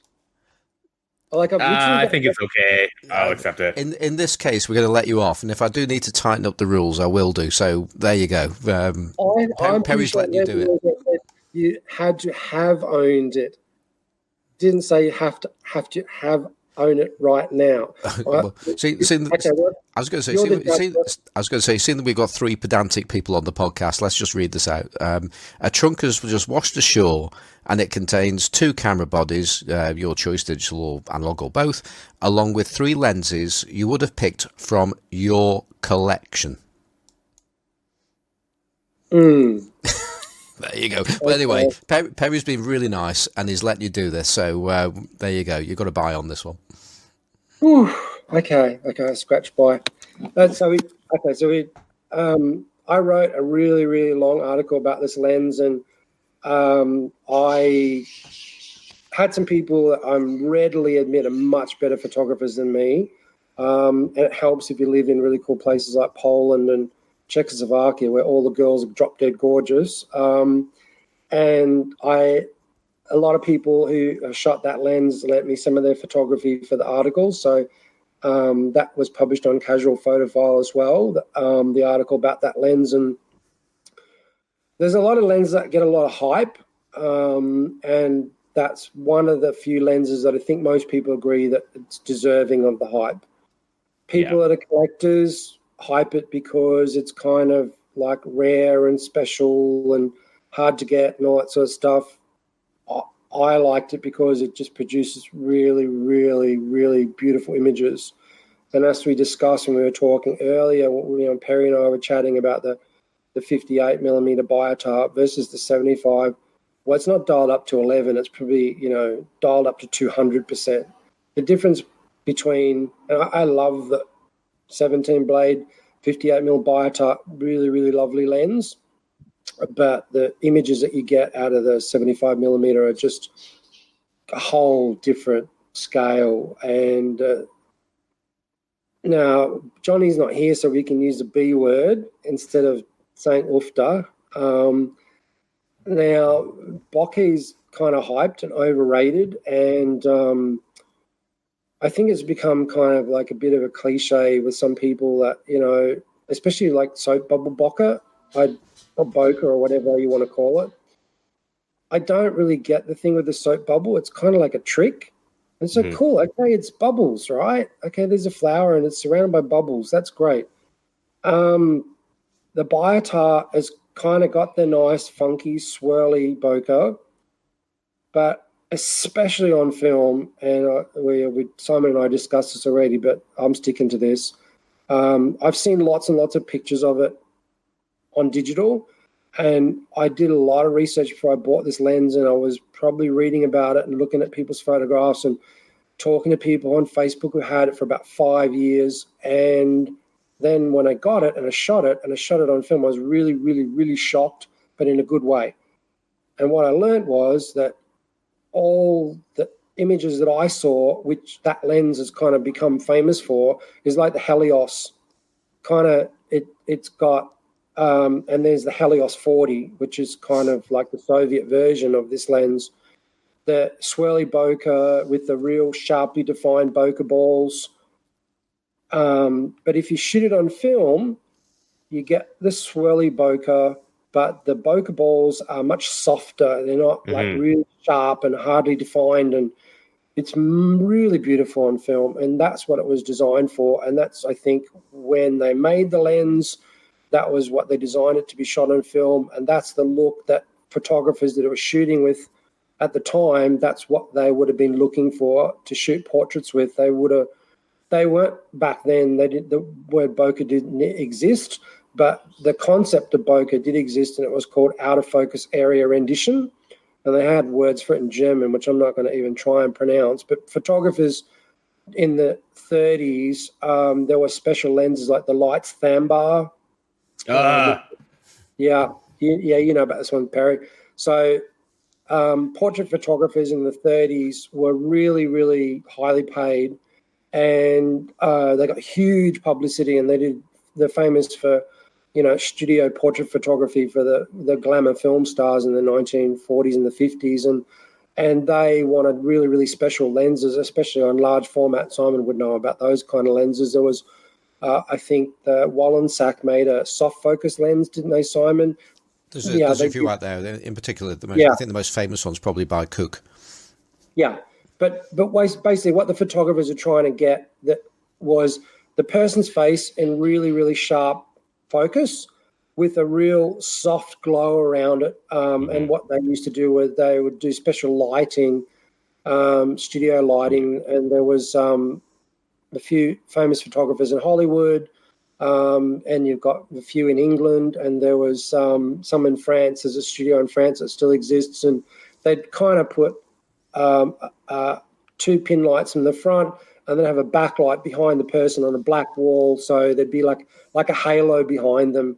So it would really, you take that, what we call 3D pop nowadays, and really, really amp that up to 11 to get like this kind of hallucinatory kind of 3D effect of the person just being really sharply in focus, but in kind of like an angelic halo. And that's, so they went for special lenses to do that. And of course the cheap version was Vaseline or women's stockings, and all sorts of other tricks. But the guys that had money, they would buy the lenses, and that's what the 75 millimeter Carl Zeiss Jena Biotar was developed, and it was developed and it was advertised as for theatre and portrait photography, and they advertised it as for theatre photography because it was fast. It was f1.5, so there was very few lenses at that time that were like below f2.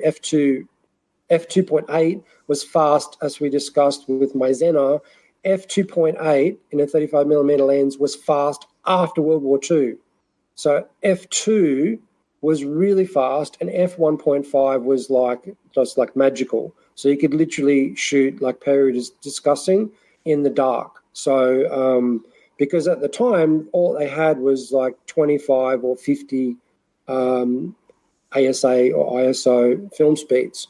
So the film was really, really slow, and you needed that extra speed with the lens to shoot, at night as well.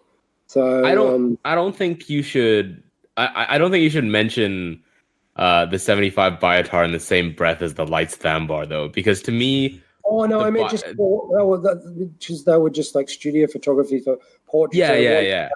They wanted to go for a soft focus effect.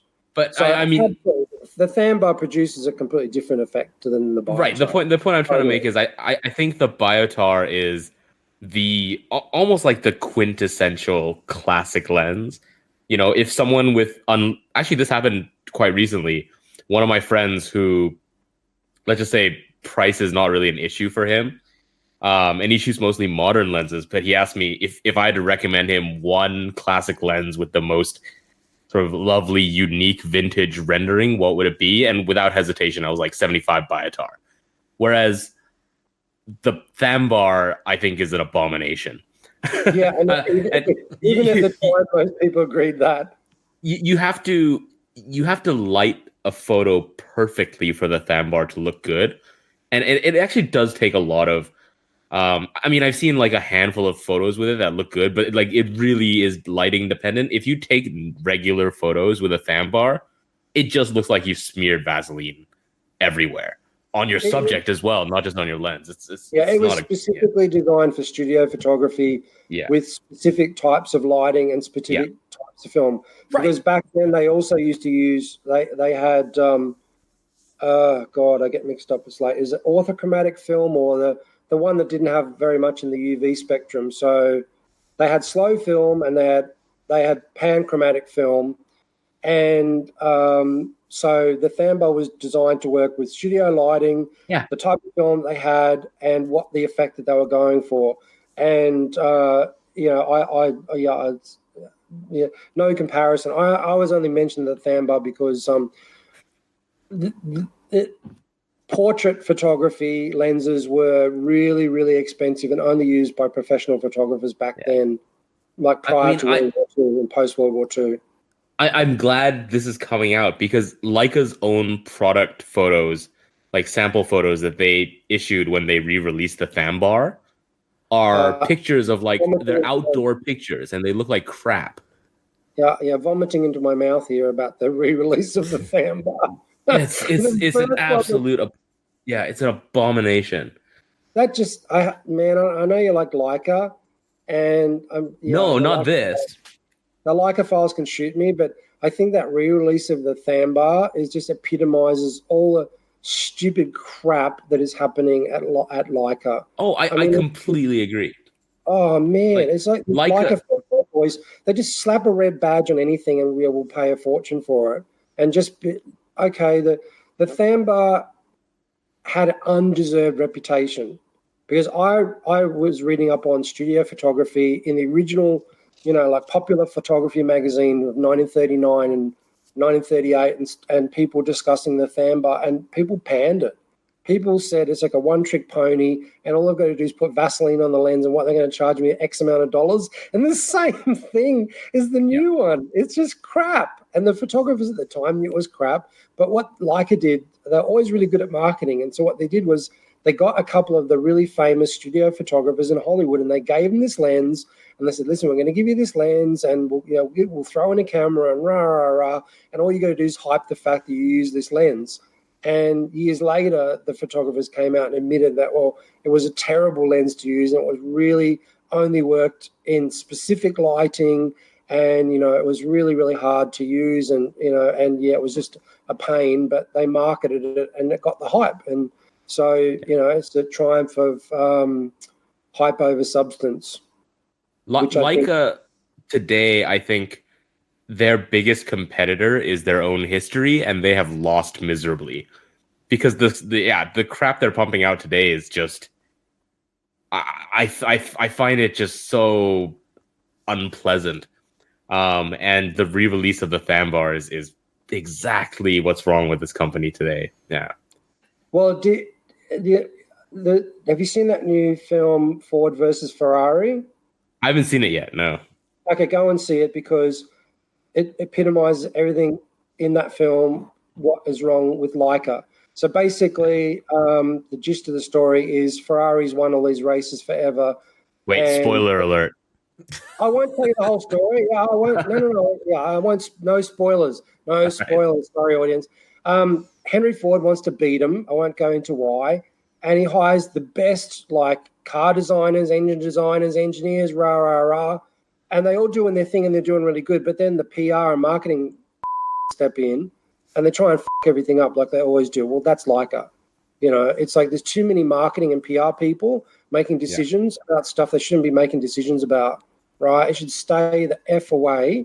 And I'm not anti-Leica because, I would love a Leica M3 or a Leica M2 and a whole stack of Leica lenses. But the problem is that all the Leica fanboys, they're just overhyped to a crazy extent where, even a crappy Leica M3 in really bad condition, it's going to need a CLA is going for $1,000. That's just mental, right? There's plenty of other good cameras with, it's not to say that Leica is not good and they had some really, really great things, but they're not the pinnacle of camera stuff, and they certainly, in terms of lenses, they didn't have really good lenses, and they couldn't beat Contax until after World War II. Mm-hmm. Bang on. In fact, the very first fast lens for Leica was Schneider Kreuznach Xenon, which they produced in the 50mm f1.5, and the designer. Because I've spoken to his family, I'm writing an article about the Ultron. I'll publish his photographs. He, to his dying day, he bitched about that because they produced that lens and he was under pressure to produce it for lights to make a fast lens, and he knew that technology wasn't good enough. And shortly afterwards, Berthollet released the Sonar, and the Sonar completely eclipsed the Xenon, and the Xenon got a bad reputation, which it didn't deserve. And that was kind of his one kind of failure in his whole life that he always really regretted and complained about. And that wasn't a good lens, and he didn't like it. And that was the best lens that Lights had. So Contax had all the really good lenses, and Lights didn't get good lenses until well into the mid-1950s when the M3 came along. So there's a lot of hype about Leica and all this mythologization and PR hype and all, and they claim, the one that really bugs me is all these famous photographers that they go on about using Leicas and they didn't actually use Leicas, like Henri Cartier-Bresson. He used he had a Leica, but he had a Zeiss lens. He had the Zeiss lens retrofitted to fit on it. And, you're bang on. You're absolutely bang on. Because I love my Leicas. I don't even know how many Leicas I have. But Sorry, but the lenses, I don't think they made a truly good lens until the first Summicron, and the Zeiss lenses, the Japanese LTM lenses. I think they just really wipe the floor with the lights lenses for the most part. The Summicron is based on the Xenon anyway. Yeah, it's a double Gauss. Yeah.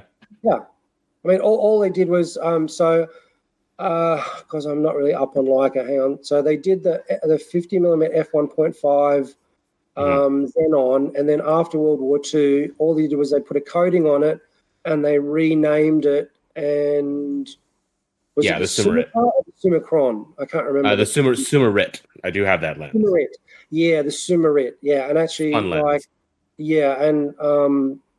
not really a Leica expert, but that's not got a really good reputation. Am I correct or not? Yeah, it's soft, it's glowy, but it's I have it for its character and it looks really nice.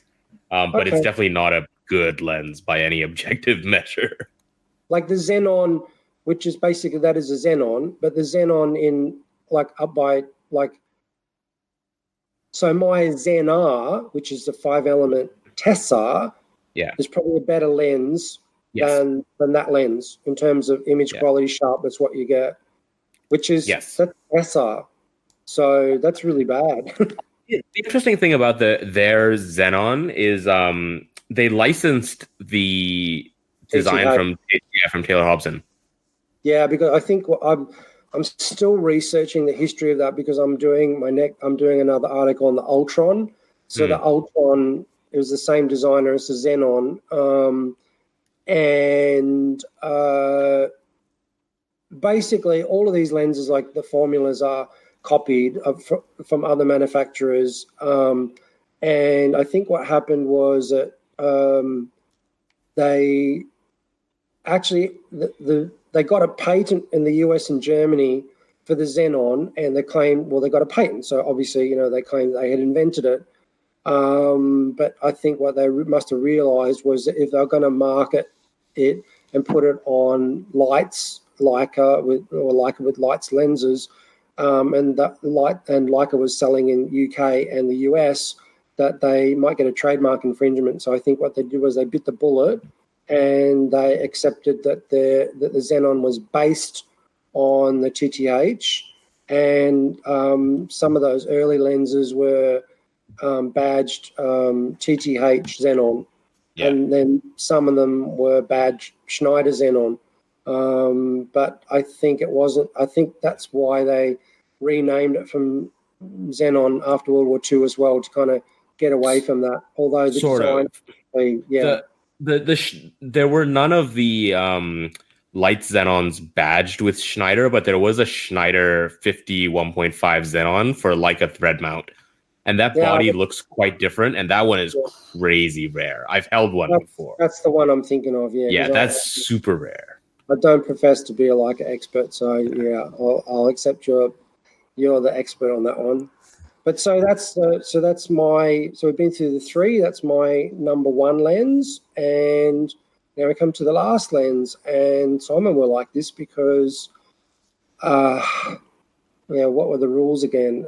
It's basically got unlimited budget, and it's any lens that you lust after. That's the one. And my last lens in the Desert Island series is the Aero Ektar, which Simon. Yay! And so Simon and I will have a little bit of a chat about that because, as he discussed, he's just got his speed graphic because he got the Aero Ektar, and then finding a camera to fit the bloody thing is a whole another kettle of fish. But the reason it would be the kind of dream lens, not the one that I would actually go out and buy tomorrow, is that to shoot Aero Ektar, you have to have a camera that you can use it on, and it's a large format lens. So I'm going to speak to people listening to the podcast who don't really know what the Aero Ektar is. So the Aero Ektar is a lens that was designed for shooting in World War II. and there was a whole lot of lenses that were designed for aerial photography. So they needed large format lenses that were really, really fast because they needed to be able to shoot fast, and they needed to be able to shoot in low light in all sorts of conditions. So the British government and the United States government, just prior to World War II, put out kind of tenders for people to design these lenses for the cameras that they needed for aerial reconnaissance photography. And there was a whole variety of cameras, and we won't go into that, but they're whopping great big things that just monstrous size things, and with these huge big lenses on the front. And the Aero Ektar is the most famous of those lenses. The Soviets produced one as well, and there's one that the British made, and I just can't remember that one off the top of my head, but I think TTH made one, a British version that's similar to the Aero Ektar. But the reason they're famous is that people now modify them and change them to work on the large format cameras that Simon's just got, the Speed Graphic. And my friend Sandy Vermester has been shooting an Aero Ektar on 4x5 with old expired film for about 5 years, I think. Sandy, don't shoot me if I'm wrong. And what it is like we've already discussed the image effects that you get from the 75mm Biotar. Well, that's a 35mm lens, and that's f1.5. So the Aero Ektar is a large format lens, and on a 35mm lens, what's that equate to, Simon? The actual focal length of the lens is 178mm. The Aero Ektar. But the aperture on 2.5. Speed on like converted to 35mm. What is it? Oof. It's like 0. I was going to say, in terms of light gathering, it's an f2.5 lens, so it is just f2.5. But the depth of field is probably going to be comparable to a 1.5 because you've got that longer focal length. Yeah. So basically, what you do is you get a huge amount of light gathering with crazy bokeh and razor thin depth of field. I mean, I think I read it somewhere, and like you could see it when people take photographs with it, that if there's a model in the photograph and their head's turned a little bit, like one eyelash will be in focus and the other eye will be out of focus. It's like less than a centimeter or something. It just produces, because everything on medium format's better than 35mm and everything on large format's better than medium format. And so the images that it produces are immediately recognizable once you've seen an image shot with an Aero Ektar by somebody who knows how to use it. And as Simon was discussing, there's what's his name? Tillerman, the guy that shoots he shoots Petzval lenses on 8x10, and that's kind of like the next level up from Aero Ektar. Yeah. But for readily available kind of, you can buy these cameras already fitted out. You can buy Speed Graphics with the Aero Ektars already fitted to them and already modified, or I think Hamish Gill wasn't it Hamish that wrote the series? M's got one, and he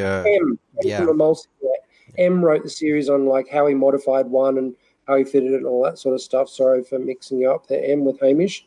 Both two of my heroes. That's okay.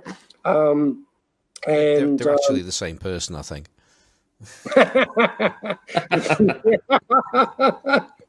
Yeah, I think so. Yeah, that makes sense.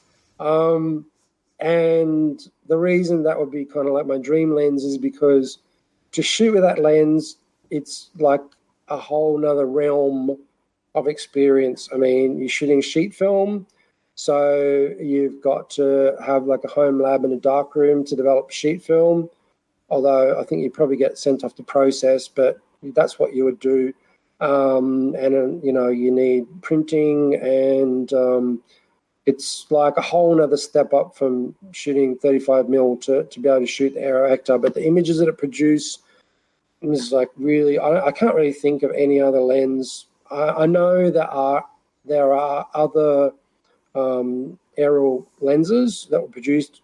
I know there was the Russian one, which I can't remember the name of off the top of my head, and it's hard to find and it's expensive. And because of the Aero Ektar prices, that's gone up in value. And then there's a few made in England in the same period. I know they're the Air Ministry branded, I think, but they're not. Air Ministry. Yeah, that's the one. But that's it. But I think they were made by manufacturers, but they were Dallmeyer made one. Yeah, Dallmeyer made one, an Air Ministry lens, and the Air Ministry lens were made by a few manufacturers. Yeah, TTH, Dallmeyer, and a few others. And I think Dallmeyer's and TTH are probably the two best of those. And even those are going for pretty high prices now, aren't they, Simon? Yeah, definitely. Yeah, because of the fame of the Aero Ektar. So that's my dream lens, and Simon's got the kit, but there's a problem there, listeners, because it doesn't shoot portraits. That's one obvious. Is it an oxymoron about me having one of the ultimate portrait lenses? But just getting the thing.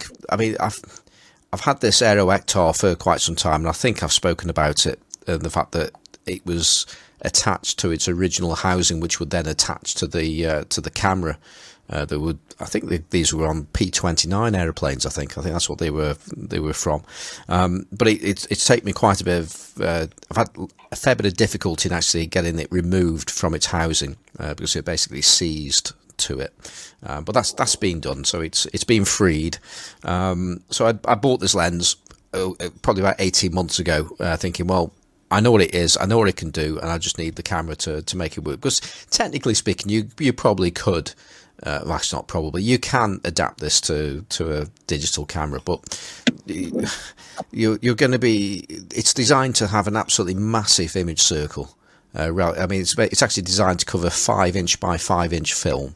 So a 35mm full frame sensor is just like a pinprick in the middle of what it can actually do. So I mean, we talk about adapting full frame lenses onto Micro Four Thirds. Well, this is a much bigger crop than that. Yeah, it's a huge image circle. Yeah, exactly. So you're not I'm not even sure you'll get any character by adapting it to full frame, because it's what's going on in those edges is really where the interest is, and that's why shooting on something like a speed graphic is where it counts. Now, the reason why the speed graphic is a desirable camera for use, and there's a few cameras that can do this, but generally speaking, large format lenses and cameras, the large format lenses have a shutter built into the lens, or the lens is effectively built around the shutter, and that's how they work.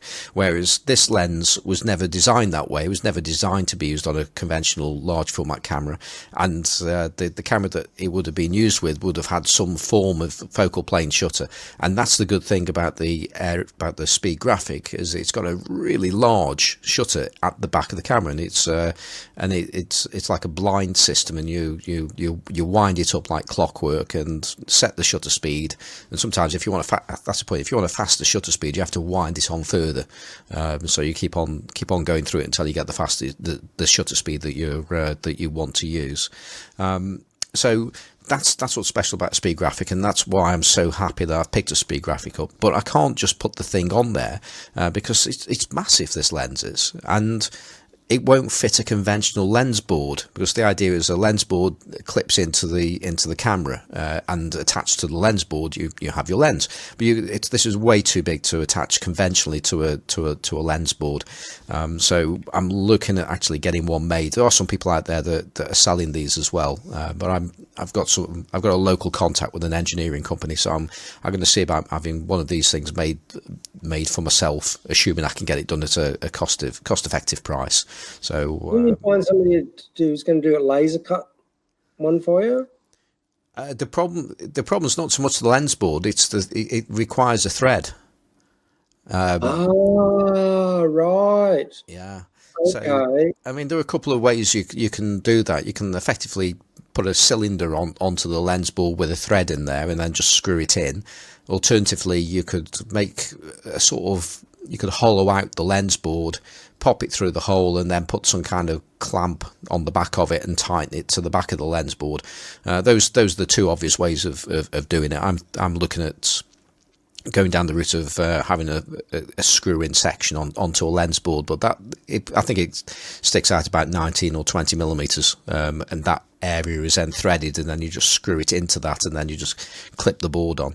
But once that's in place, I can then start to use one of these Grail lenses. So I'm really excited. All right, so you've got to make a promise here, Simon, here and now, that your first photograph when you got that frigging lens all kitted out and working, it cannot be a picture of a dog, a flower, or any other crop. It's got to be a living, breathing human being that defines like a real portrait. Because that lens deserves to be like taken a real portrait, because it's a portrait lens. Exactly. And flowers and dogs and things in your backyard and things on your table don't count. It's got to be a human being. I will find a person. I promise you that. So well, I've only seen 2 portraits lately. They were actually pretty good. So you actually can take good portraits. You just got this stupid English reservation thing. I don't know where that comes from. Yeah, we don't have that problem in Australia. No, it's a bit of an issue, but there you go. I think we need to bring this conversation. We need to start winding down. We've been talking for a long time. Again, we did a really long podcast, we tried to do a short podcast last week, and it was really long. And we've been talking for a long time. Great. Thank you, Perry. Yeah. No problem. Really enjoyed your diary from the front lines of Hong Kong. Awesome reportage, man. Really love you. Yeah, anybody that's not listened to that, we put it out 2 weeks ago. Please go, if you've not heard Perry's audio diary from a couple of weeks ago, please make the effort to have a listen to that. It's enlightening, very much so. Yeah. Okay. Right. Let's. Have we got any shout outs? Perry, have you got any shout outs? Yes, I have a quick shout out just for all of the local residents in my neighborhood yesterday who rushed to my aid after we all got collectively tear gassed. So to the lovely guy who brought me saline water, to the lovely lady who gave me a mask for my face, and to the 2 lovely kids who came and gave me a bottle of water. Thanks, guys. That was nice. Certainly was. It was good to hear that earlier as well. That was quite touching. Yeah. Perry, not Perry. Cheyenne, have you got any shout outs you want to give? Yeah, I'd like to. Last time I was on the podcast, I gave a shout out to you guys, and thank you very much for having me back on for a second time and being the 4th person to do the Desert Iron lenses.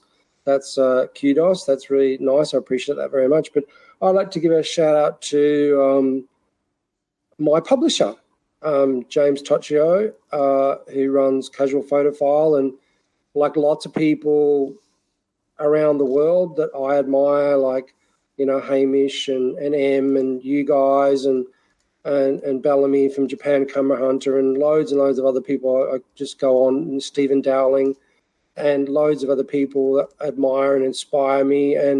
But James has just given me kind of like a haven where I can write my 4,000 word diatribes about obscure cameras and lenses. So thank you, James. And it's nice to actually be paid a bit for some of my work. And the reason I chose him as well is because the site just looks beautiful. It's really well designed. And, he insists that all the photos are really top notch and the articles are really well written. So I know I'm in really good company writing for the other people there as well who also write great articles. So that's my shout out to James. Thank you very much, mate. Just quickly there, James was our guest on episode 55 of the Classic Lenses podcast. So you can go back and listen to James. That's a good listen as well. Yeah, very interesting guy, really cool guy. And he's got some cameras that I'm even envious of. He's got that Super Lynx with the mithril skin. Yeah. I can't top that. That's a really cool camera. Any others? Don't have to be. You've done well already.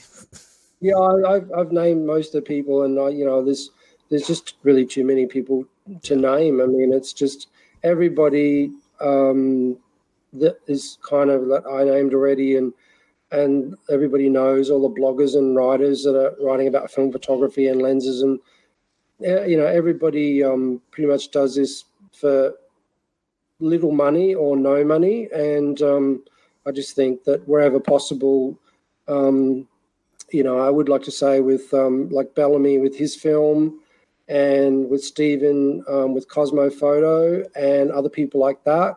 Some people have slagged them for selling rebranded film. My opinion is, I'm going to put it out there, that I don't see anything wrong with that. And all the film companies did it back in the day, and Kmart sold their film, and Sears had their film, and it was all rebranded. And for the things that, people like Bellamy and Stephen do for the film camera community, I mean, they're entitled to earn some recompense, and, you should support them. And you can buy crap film that's a bit cheaper, and it goes to some company that doesn't respect film, like Fuji, or you can buy film from Bellamy or Stephen, Cosmo Photo, and Japan Camera Hunter Film, and they're actually doing stuff to promote film photography. And so if you pay a little bit extra, you're supporting the film photography community, and I think that's really important. I just wish to point out that Cheyenne's opinion of Fuji is Cheyenne's opinion, and not necessarily that of the Classic Lenses podcast. Yeah, think about it at the front of the podcast, Simon. Yeah. Okay. And it's just what you just said there about rebranding film. That still goes on with larger names today, and it's been going on for a very long time. So yeah, I totally agree. People are being given a hard time for doing something that's helping to promote the use of film and bring in new people into film. So they should be supported, not derided. Yeah, I know. Yeah, and they do most of the stuff that, like, I've known Bellamy for a long time, and I met up with him in Japan, and he's always been really polite to me, and I really admire him, and he kind of was instrumental on my journey into getting from digital back into film, and for a long time, he was on the bones of his ass and didn't get paid hardly anything. And for everything that he's done to popularize film photography, I mean, he's entitled to earn some money. There's nothing wrong with earning money. I mean, it's not evil to make money. I mean, people should be rewarded for all the hard work that they do, and all those people, and I wish I could name everybody, M from Emulsive, and Stephen from Cosmo Photo, and Bellamy, and Hamish Gill, and you guys, and all the podcasts and wonderful things that are on the internet now. All of these people do it for next to nothing, and we need to all work together, and whatever opinions you got, it's not really cool to go slagging people off on Facebook about really petty things, and it just makes us all look really puerile. I think, if you've got a bad opinion, if you don't like what somebody does, go and do it yourself. Yes. Right? It's easy to be a critic. Get off your ass and do it better. Exactly. Totally agree with that. Easy to sit in an armchair and throw aspersions at people, but what a lot of people don't realize is, like you, Simon, was this whole journey to get to this podcast, and huge amount of effort with you and Johnny and everybody else in the podcast that goes into making each of these, and you don't get paid practically anything for it. And all the people that write blogs, they do mostly for the love of it and don't get paid hardly anything for it. So it's really important to support everything with the film community and stick together and just be polite, just love each other. So we're all we're not Trump voters, right? We should just all have we can have an argument or a disagreement, but should just be polite and respectful at the end of the day, I reckon. Yeah. That's the end of my rant. Cheyenne out. Well, on that note, if you wish to donate to the Classic Lenses podcast, we have a coffee page. And if you just do a search for Classic Lenses podcast, you will find us on coffee.com. That's ko-fi. And I just quickly run through those very generous people that have donated to us in the past week. And that's Barry Carr, and Nigel Cliff. And Nigel Cliff has left a message to say, poo, lenses, and international current affairs. What other podcast can give you such variety? So, and you're absolutely right. And Jeremy North has donated to us, and he goes, "Have you thought about setting up a group to complement beers and cameras called Burgers and Lenses? Love the food chat." Yeah, exactly. Yeah, burgers and lenses, but love the food chat, but less of Johnny's poop, please. Yes, I think everyone can agree on that one. I'm not going there. Yeah. And finally, Bob Matter, holiday greetings to my mates at the CLP. Here's to a bright new year and farewell to the old, to the things that are yet to come and the memories that we hold. Be like Carl. So, yeah, amen. Thank you, Bob. Right, I've just got quick shout-outs, 2 shout-outs from me. The first one is my usual one. If you're in the vague area of Stoke-on-Trent, North Staffordshire, that kind of thing, on a Tuesday night, we do a darkroom evening. Usually from 7 o'clock till quite late. So if you want to come along to that, just get in touch with me on Twitter, Instagram, or Facebook, and we'll go through those places a little bit later. So we had a couple of visitors last week, including Fraser Ewell, who dropped down. He didn't come specifically from Scotland to come to us. He was passing through, but he was in no hurry to leave. He turned up early, and he was still there about 10:45, I think. So it's good fun. And we talk about we talk about camera stuff anyway, as well as do the processing and printing and things like that. So it's a good night. And then my other shout out is for an event that's happening on Saturday in Worcester, and it's called One Shot Inch and Down, and the event is in 2 parts. There's a photo walk. I think it's on the afternoon in Worcester, and it's been organised by Hamish Gill. How many times have we mentioned Hamish this week? But yeah, Hamish is organising a photo walk around Worcester. Hopefully the weather's going to be okay. And then in the evening, we're going to have a viewing of a short film that was produced called One Shot Inch and Down, and it was produced by Simon Riddell and David Allen. Those people that listen to the Sunday 16 podcast will be familiar with those names, and also One Shot Inch and Down, and they'll also be aware of the nickname of it, and that's Tanky McOneshot. And this film is about taking a photograph in some World War II storage chambers where they used to store oil in these enormous chambers, and you can go down there, or it's possible to go down there. It's not as easy as it sounds. And these guys went down there and took a large format photograph and then developed it. And it's basically, this film is a story of that, and things like having to use a children's paddling pool filled with developer to print the enormous print that they made from it. So really looking forward to that, and that is it's all free. If you want more details, go to photowalk.me, and there's going to be quite a few other people going along with that, including Graham Jager and Aid from the Sunday 16 podcast, and loads of other people as well. I did have a list of people that were going, and there are loads of people going to that. So come along and enjoy a photo walk with us there. So that's it for shout out. So let's go back to Cairns in Australia and Cheyenne. So how can people keep up with the kind of stuff that you do?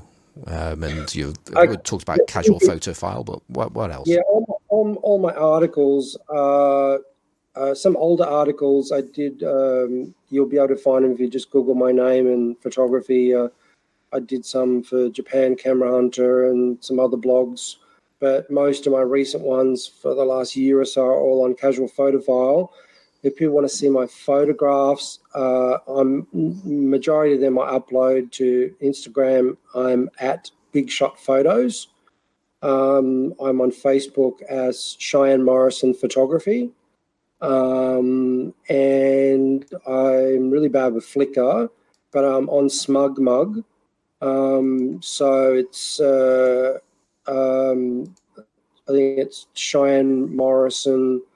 If you do Cheyenne Morrison Smug Mug, you'll come up with my Smug Mug, and look for film photos. I've got a folio there with all my film photography. It's not all my shots. It's kind of like my nicest shots, the ones that I've done for articles, and some that aren't published in articles. And yeah, I'm on Facebook. I already said that, and Instagram. What else is there? Yeah, that's the majority of stuff. And if anybody wants to get in contact with me, the easiest way is just through the Photography with Classic Lenses podcast, the 2 pages. There's the podcast page and the main page.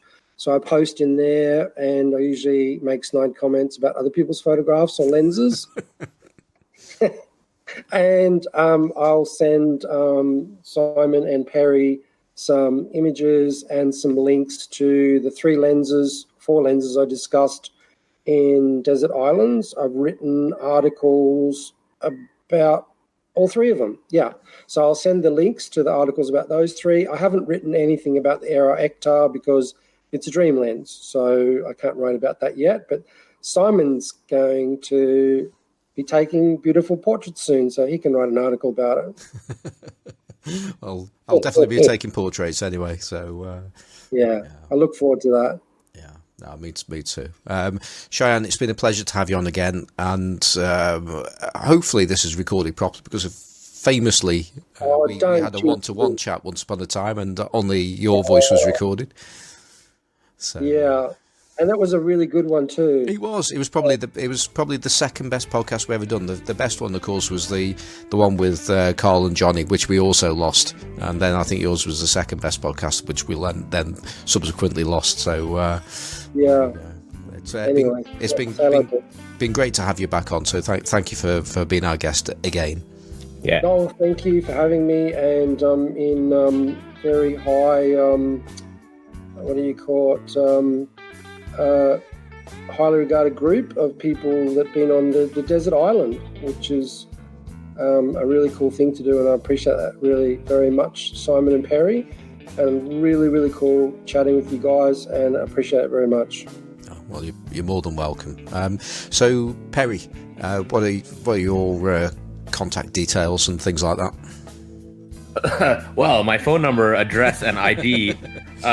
No, you can find me most of the time these days on Instagram at Perry G. I'm also on Flickr as Perry G, or perryg.com, which I never update. And do you want me to do the stuff that Johnny normally does? Yeah, go for it. For us, oh crap, I have to remember now. If you want to get in touch with us, send an email to classiclensespodcast@gmail.com. Is that right? Yep. Don't send an email through the website, because that goes to Simon's spam folder. Yep. But you can go to the website, which is classiclensespodcast.com, where you will find all the show notes. And you can also find us in our Facebook group, which is the Classic Lenses Podcast Facebook group. And we also lurk around occasionally in Photography with Classic Lenses. Yeah. One more. Oh, on Instagram. No. Oh, it's 2 more. I've forgotten one as well. But yeah, let's do the Instagram first. Okay. On Instagram, you can follow the hashtag Best Vintage Lens and the account, I guess, Best Vintage Lens, where they showcase images from vintage lenses. And also, our good friend Ricardo Bayon occasionally does reviews of our episodes, which are often better than the episodes themselves. What have I forgotten? I was going to say, he's just done one for last week. It's a really good read, I should say. So thank you again, Ricardo. And the last one is for those people that want to have subtitles while they listen to our show. Oh, if you want to read our show, you can go on YouTube and search for Classic Lenses Podcast. We'll see what it does to Cheyenne's Australian accent today. Oh, right. I think I'm going to do one more shout out, and that's to Mr. Johnny Sisson in Chicago, who wanted to be with us, who couldn't be with us today. So we never told people why he's not here. He's getting his internet replaced, so he doesn't have internet this week, and the internet people are trekking through the snow in Chicago to do whatever it is they need to do. Yeah. So he'll be back next week, I think. Yeah, we miss you, Johnny. Right, he's probably pooing. Yeah, and so just very quickly now, for myself, I'm on Twitter as Simon4, that's SIMONFOR. I'm on Instagram as Simon Forster Photographic, as Perry said, that we hang out in two Facebook groups in particular, and that's Photography with Classic Lenses and Classic Lenses Podcast, which is the Facebook group that is associated specifically with the podcast. So that's just about it. I'd like to say thank you to Kevin MacLeod of Incompetech.com for the Octo Blues theme music that we use. And that's it. So I hope you've enjoyed this week's show, and if you can, be like Carl.